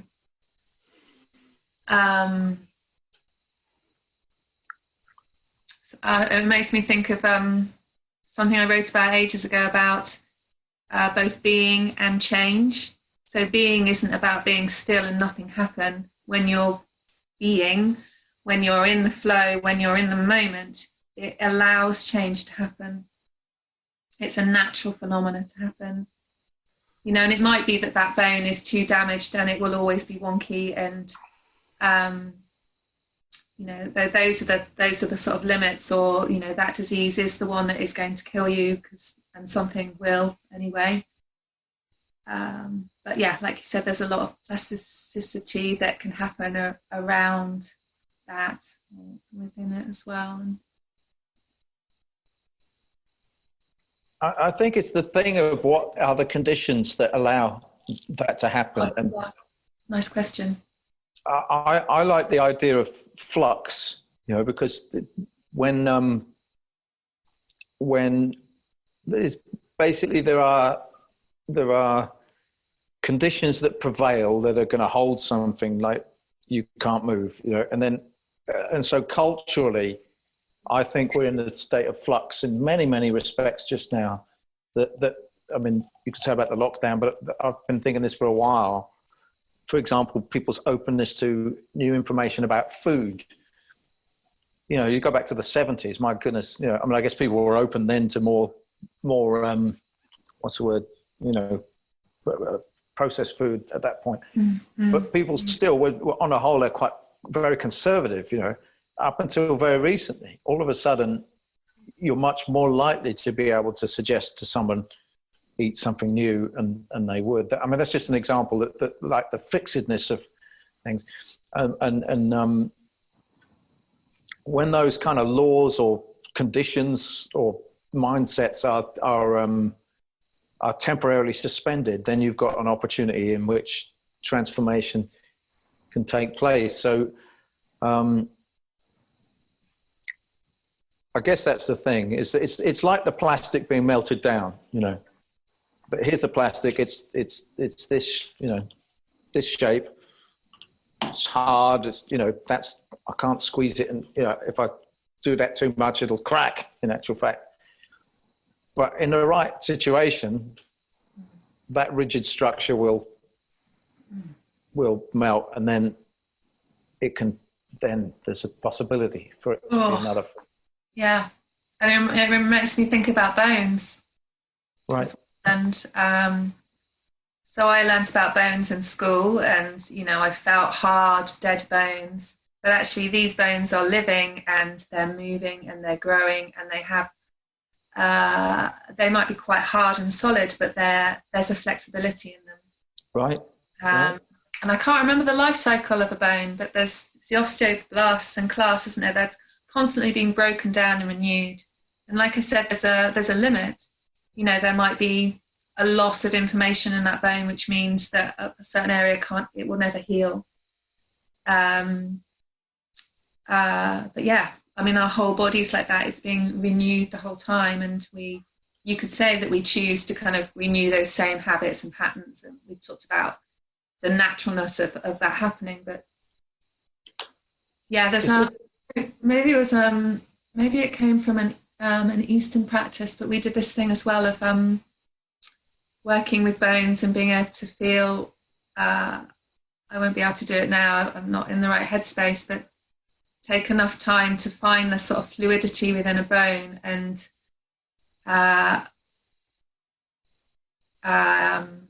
feel that movement in it. I'm doing it in a joint, so that won't work, but a living bone is so different from something dead.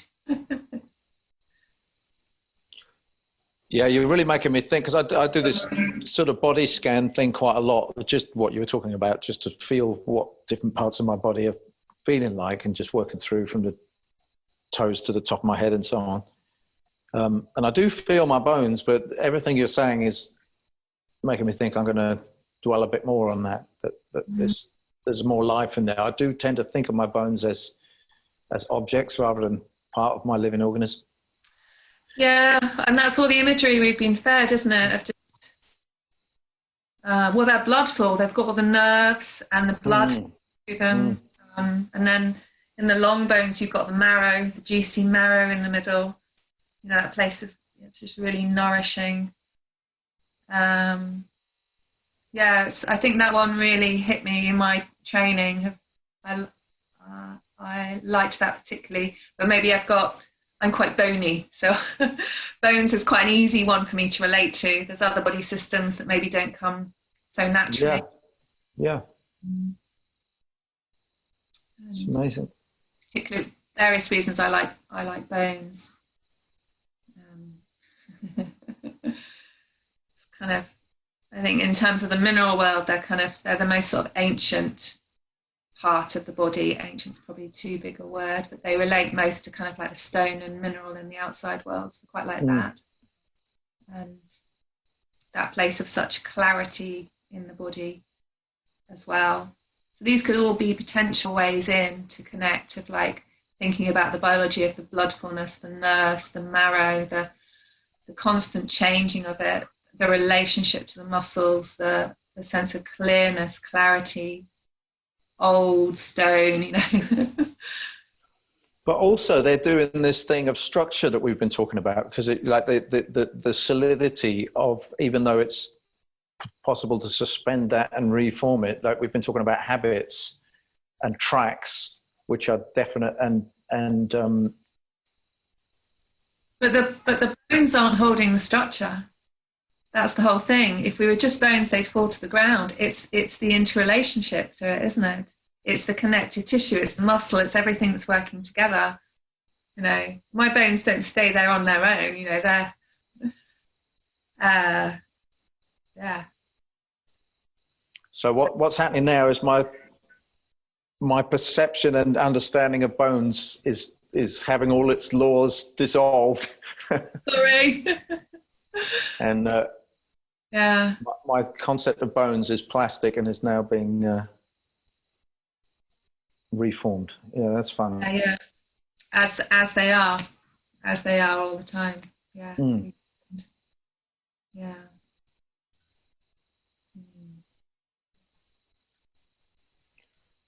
Right. It's good stuff. I think we were going to talk about you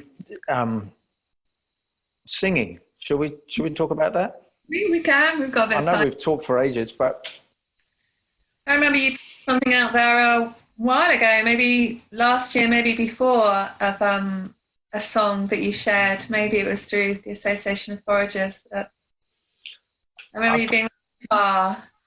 Pardon? I remember it being with the guitar. Oh yeah, it's actually my song about the polyvagal theory. That's what it was. Yeah, it's called Safe and Social. And okay, yeah.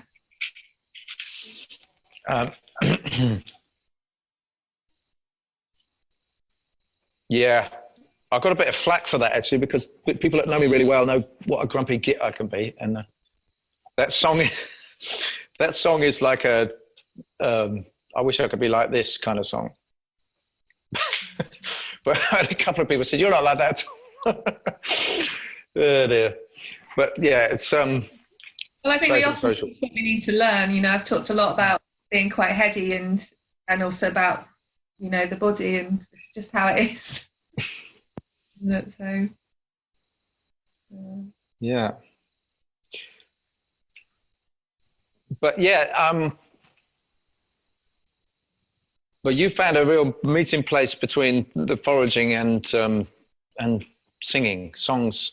The songs about plants or songs?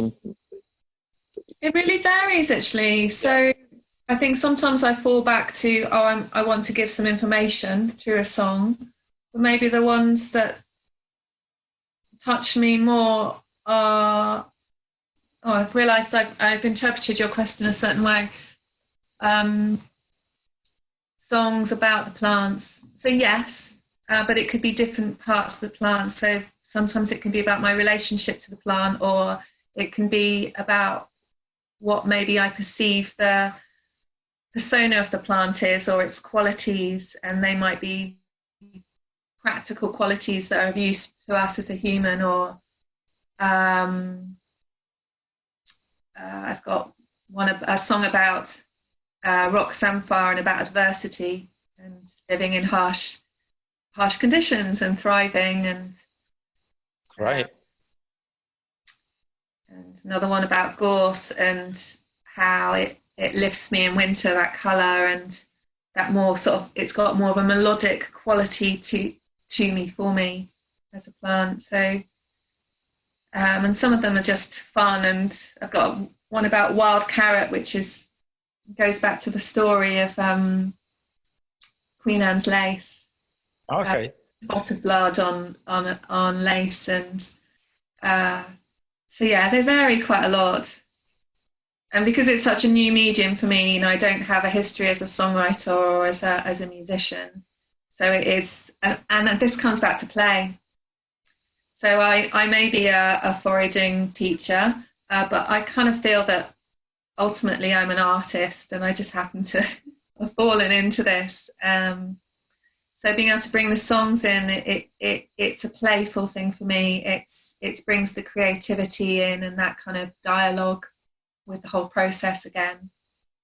Because inevitably at times I fall into kind of giving information and hopefully regularly remembering it's about connection, and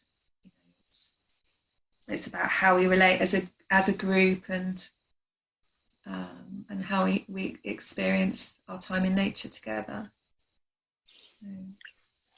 I can't resist telling a little story about Wittgenstein at this point, because Ludwig Wittgenstein, I don't know if you're familiar with his stuff, but like, he is famous for his PhD got published as a book, and the book was called the Tractatus Logico-Philosophicus.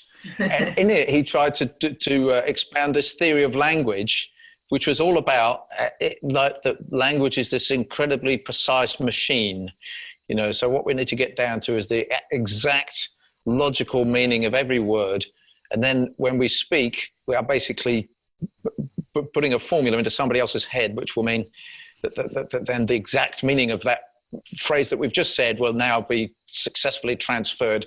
Data transfer complete. Da da da da da da.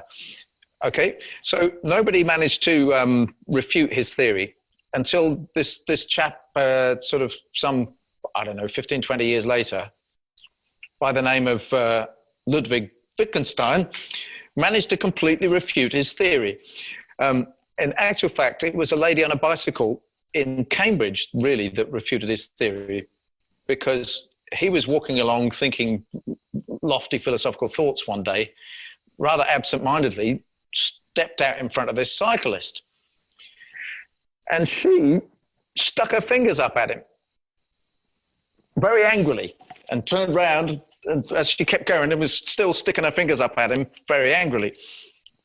And he sort of was shocked by this, and he staggered home, or staggered to the house of his supervisor, who was,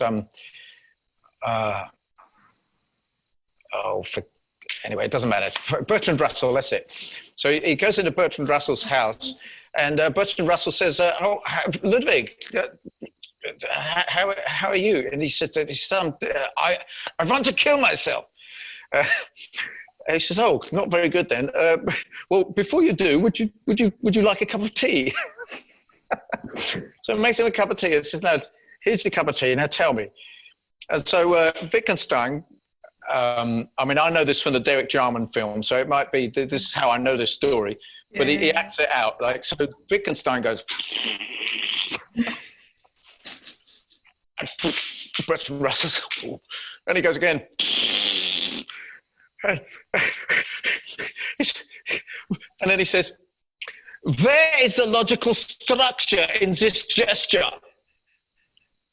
So that was it. Okay, great. His entire castle of sand was defeated by an angry student on a bicycle, sticking her fingers up at him. And from then, he went off and constructed this entirely different theory of language, which is summed up in one phrase. But he published another incredibly dense book called Philosophical Investigations. But he said it's all about language games in the streams of life. So he basically said language is that A plus B equals C thing. It's the dance whereby we relate and coordinate with each other. We're not transferring information at all. We're being together in a carefully structured kind of dance that involves words with meanings, but they don't take my thoughts and put them in your head.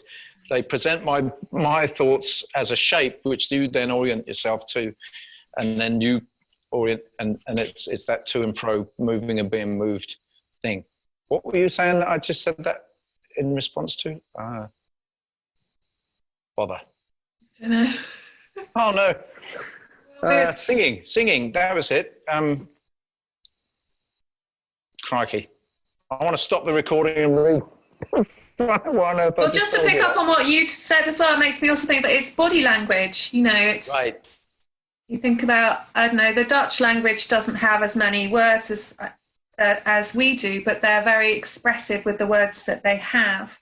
So it's very clear, so that all of that can happen as well. Again, it's not detached, is it? It's about how you use it. You could do that with a smile. You could do that with a kind of like real anger. You know, you're picking up on an atmosphere. Yeah. Well, aren't you? It's not all, again, it's not just cognitive language. Yeah. You were talking about your songs, weren't you? And somehow that seemed like a relevant story to tell, even though I can't for the life of me think why it was. Language. Yeah. Logical structure. I think you might have used the word logic or something like that. Okay. Yeah. Well, I was talking about playing, wasn't I? And not having a background as a musician. That's right. But enjoying song. And actually, I did go on a singing retreat last autumn, and which gave me some pointers with logical structures or playful structures as well, actually. Excuse me. But inevitably kind of just gives me permission. I remember one of the exercises being, yeah, you're allowed to write a shit song.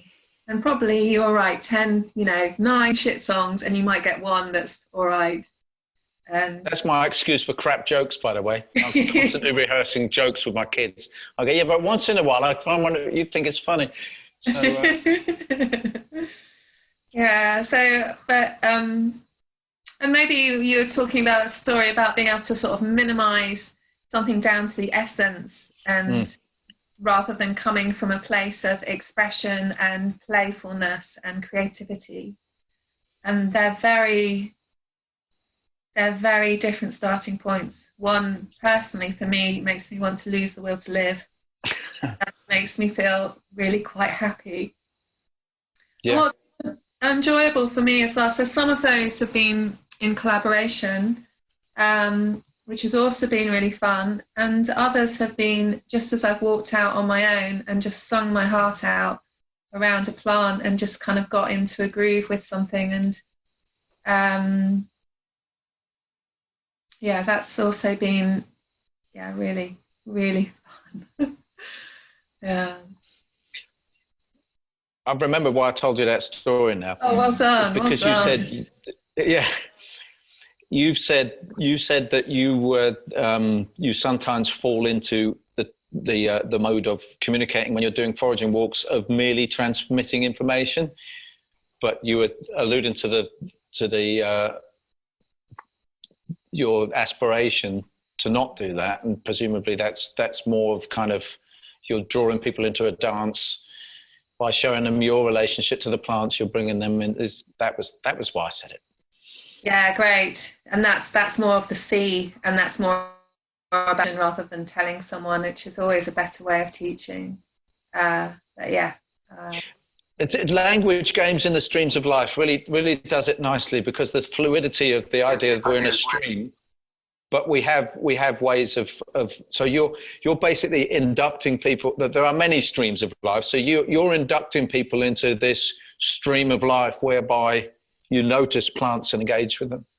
So so you're using your language to initiate people or induct them into this stream of life. Yeah. I think ideally, yes, and in the moment sometimes I'm juggling loads of different things as well, which might be weather, what's going on in myself at that point, the dynamics of the group. So there's, we all love it when things sort of fall into place and they flow, but sometimes things are jagged, and or jangling, yeah, and it's I don't always find that place, or I find it harder to find. But I think that's what I love about taking people on a walk as well. You've got time to hopefully find some kind of rhythm together, or be able to drop down into something. It's like they talk about it with meditation practice. If you sit down to meditate, you will bring whatever mind you've been practicing all day. Don't expect to kind of go straight into this, lovely, serene, no thoughts place. And depending what I've been practicing doing before that walk, you know, it will take me time to really arrive with those people, with the plants, with the environment. Sometimes that's, yeah, it's uncomfortable. It's uncomfortable partly because it's painful. It's like a loss of a relationship, and then I have to find my way again. We're going off tangent again, aren't we? Pardon? We're going off tangent again.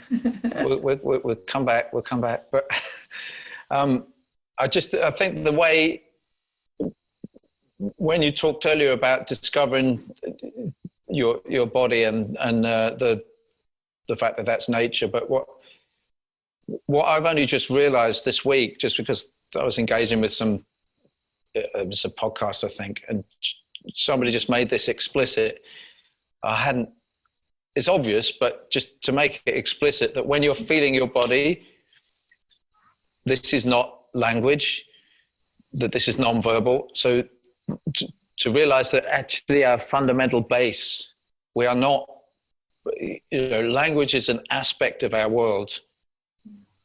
But when we do physical things and when we enter into the sensory experience and so on, we're rediscovering the majority of ourselves, which is not language.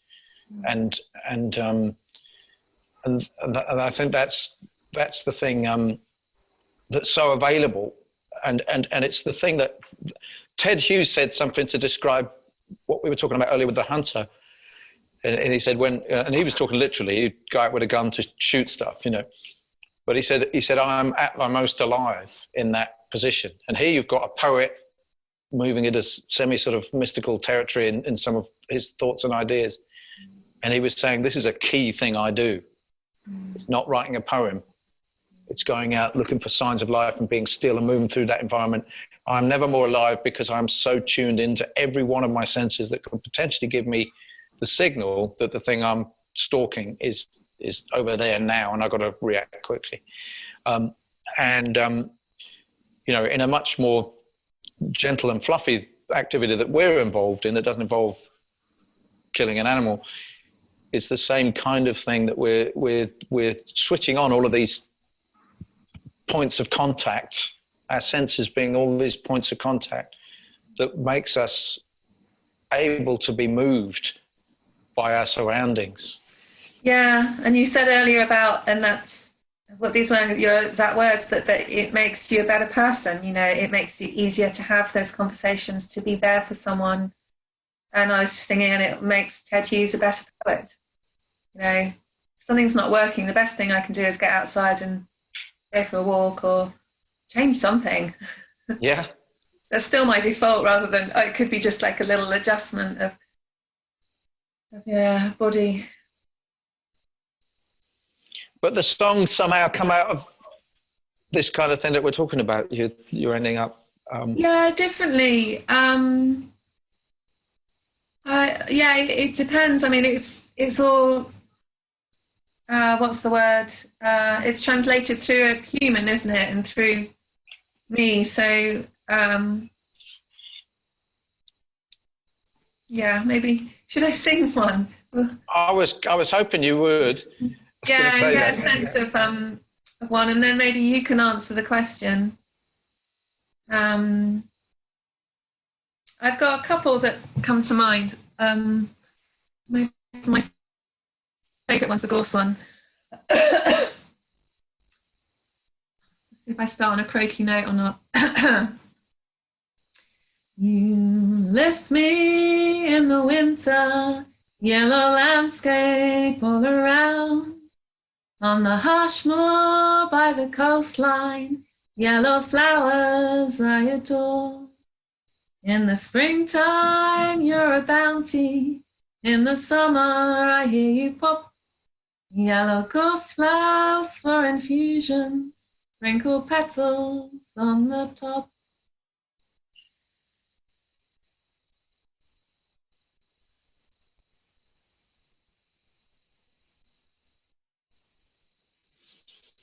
That's lovely. So that I wrote that one. I never wrote anything down. I don't even know if the words are written down now. But winter before last, there was a patch of moor that I was going to a lot, and I'd never see anyone. Yeah, it was just through wandering through there with the dog and singing my heart out really until I got some lines. And I think there's, for me, it's not the only place, but it is one of the places where I'm less inhibited if I can just be out in nature with that.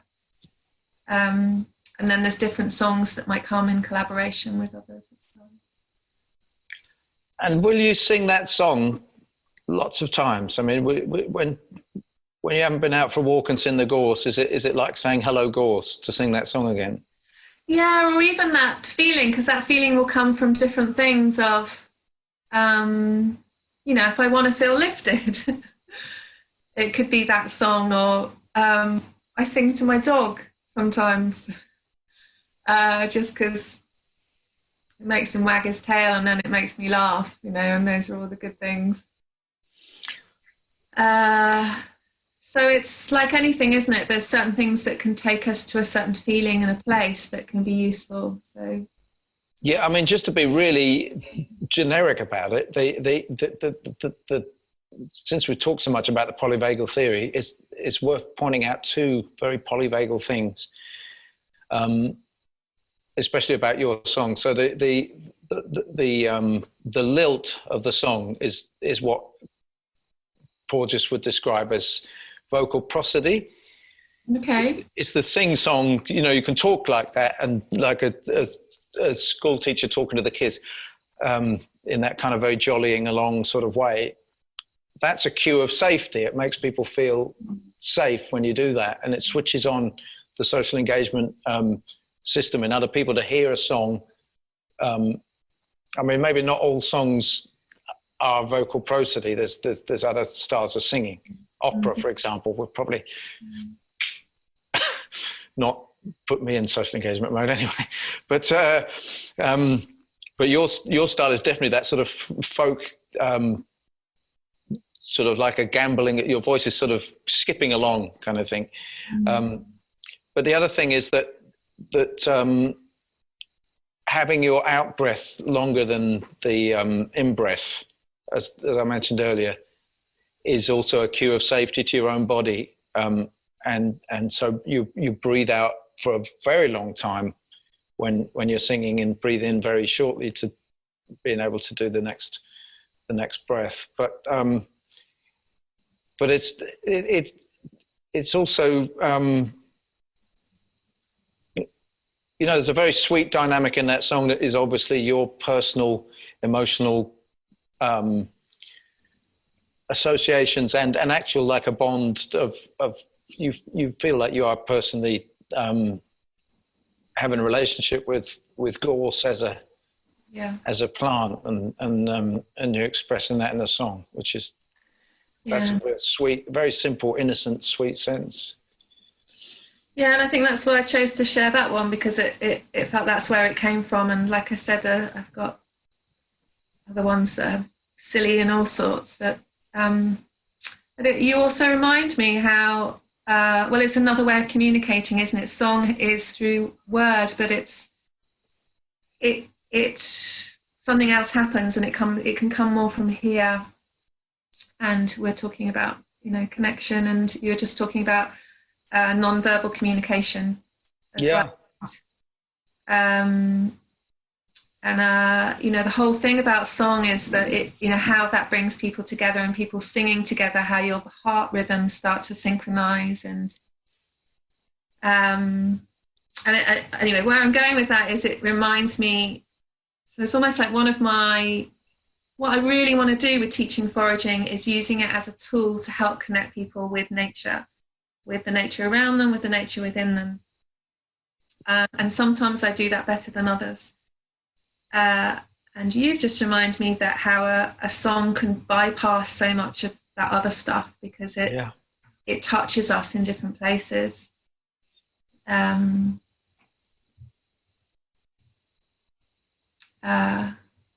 so I don't have to angst too much about how I do that. It's just sing a song every so often, and that will shift our gear in some way, you know. Yeah, I mean, I once sang a song at the end of a foraging walk, just because it was this time of year, it was May, and I'd discovered a May carol. I might stick it at the end of this podcast, actually, but it's an old, people would used to go around. There was a whole tradition about standing at the door, holding a branch of the hawthorn blossom. Yeah, so that's the only time I've ever done singing on a foraging walk, but it just seemed very apt, because we ended up, I made the hawthorn the last point in the walk and just sang this song. Lovely. But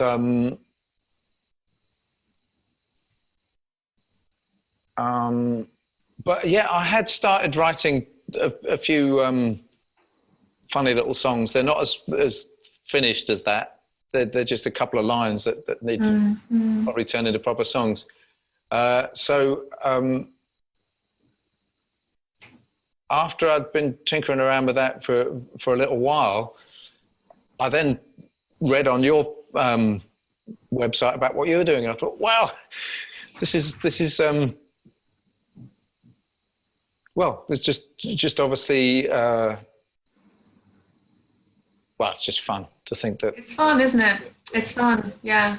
Was that your motivation, that it was fun and it's something to play with? And my motivation was, if you lived in our house, it's a bit like living on the set of a musical. If somebody says a phrase, like, I don't know, you wouldn't say this, but it's the first thing that came to my head. I'm going to the garage for my tea. So you left your cup of tea in the garage. You find these things coming out sometimes, and you think, that's a line from a song. So I mean, it kind of starts with me, because I'm the most eccentric person in the house that doesn't worry about doing something that's a bit weird. In fact, I deliberately do it because it's a bit weird.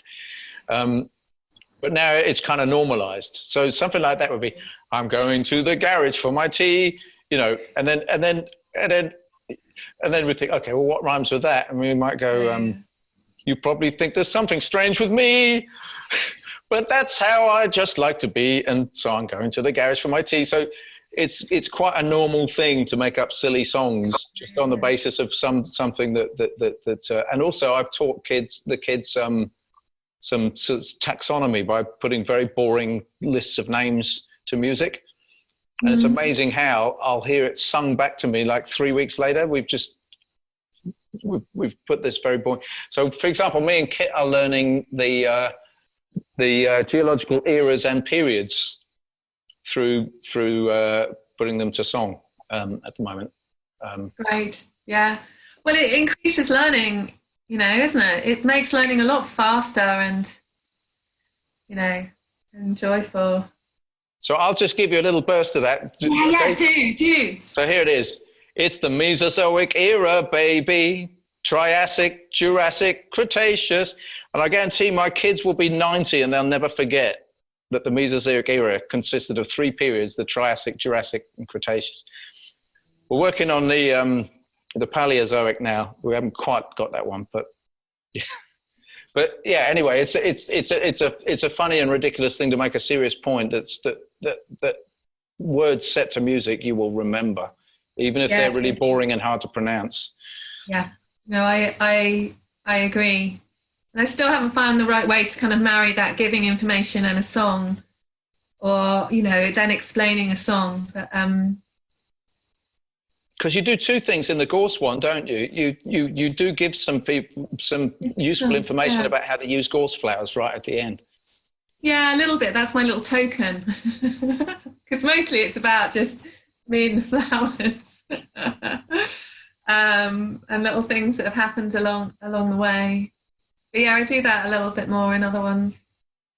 But you're mainly communicating that sense of wonder. You're doing what my granddad and my dad did to me. You're saying, this is really special to Rachel when she's out there with the gorse.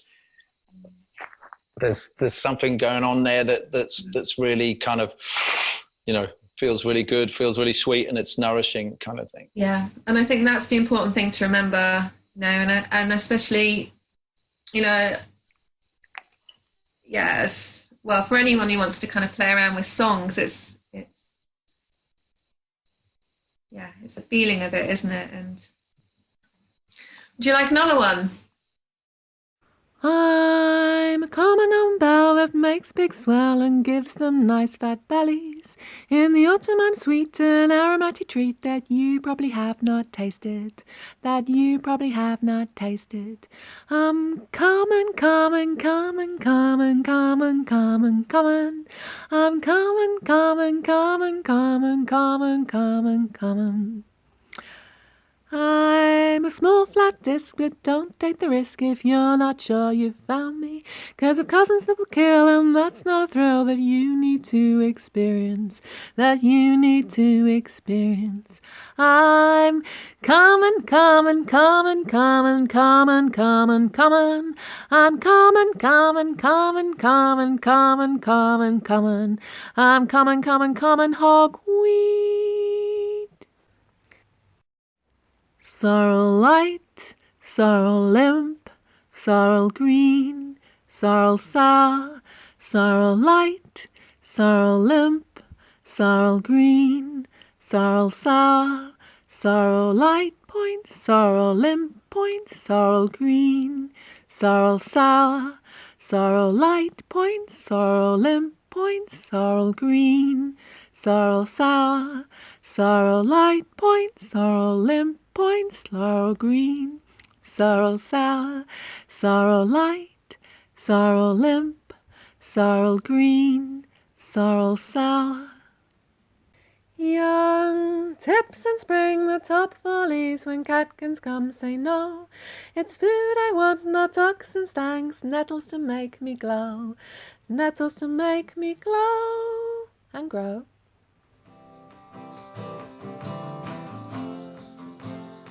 So thanks for joining us for this week's WorldWild podcast. And again, do go onto the YouTube link if you'd like to watch the conversation as well as listen to it. And as ever, would encourage you to go to forager.org.uk/podcast to see the actual podcast page, which will have links on it to things referred to in the podcast, including one to the May Day Carol. And with that in mind, this week's plant that I want to mention is, in fact, hawthorn and hawthorn blossom. Seems very apt to do that.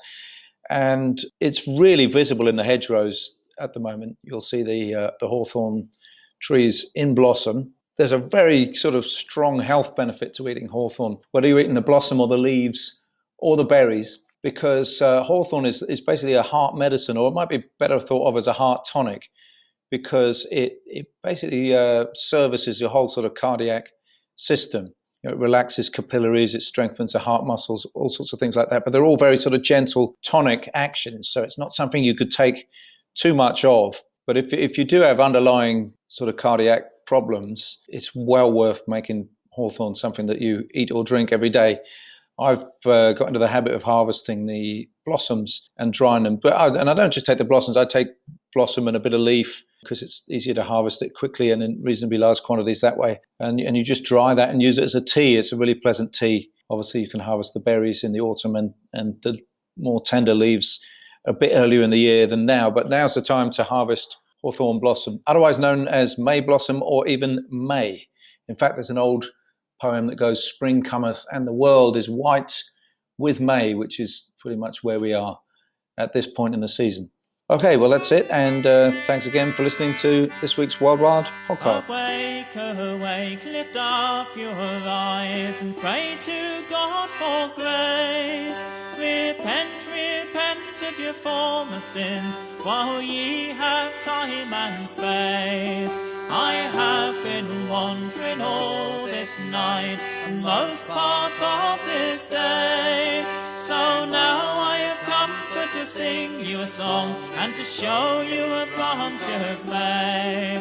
A branch of May I have brought you, and at your door it stands. It does spread out, and it spreads all about by the work of our Lord's hands. Man is but a man, his life's but a span. He is much like a flower. He's here today and gone tomorrow, so his all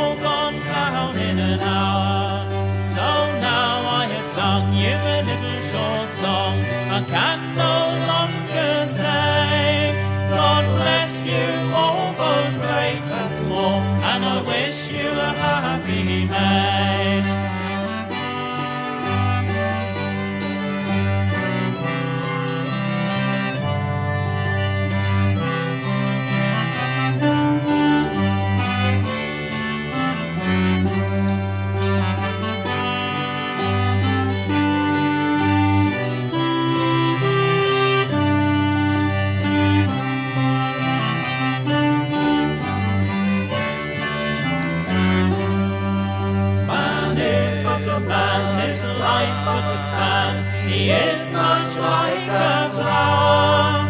He's here today and gone tomorrow, so it's all gone down in an hour. So now I have sung you a little short song, I can no longer stay. God bless you all, both great and small, and I wish you a happy May.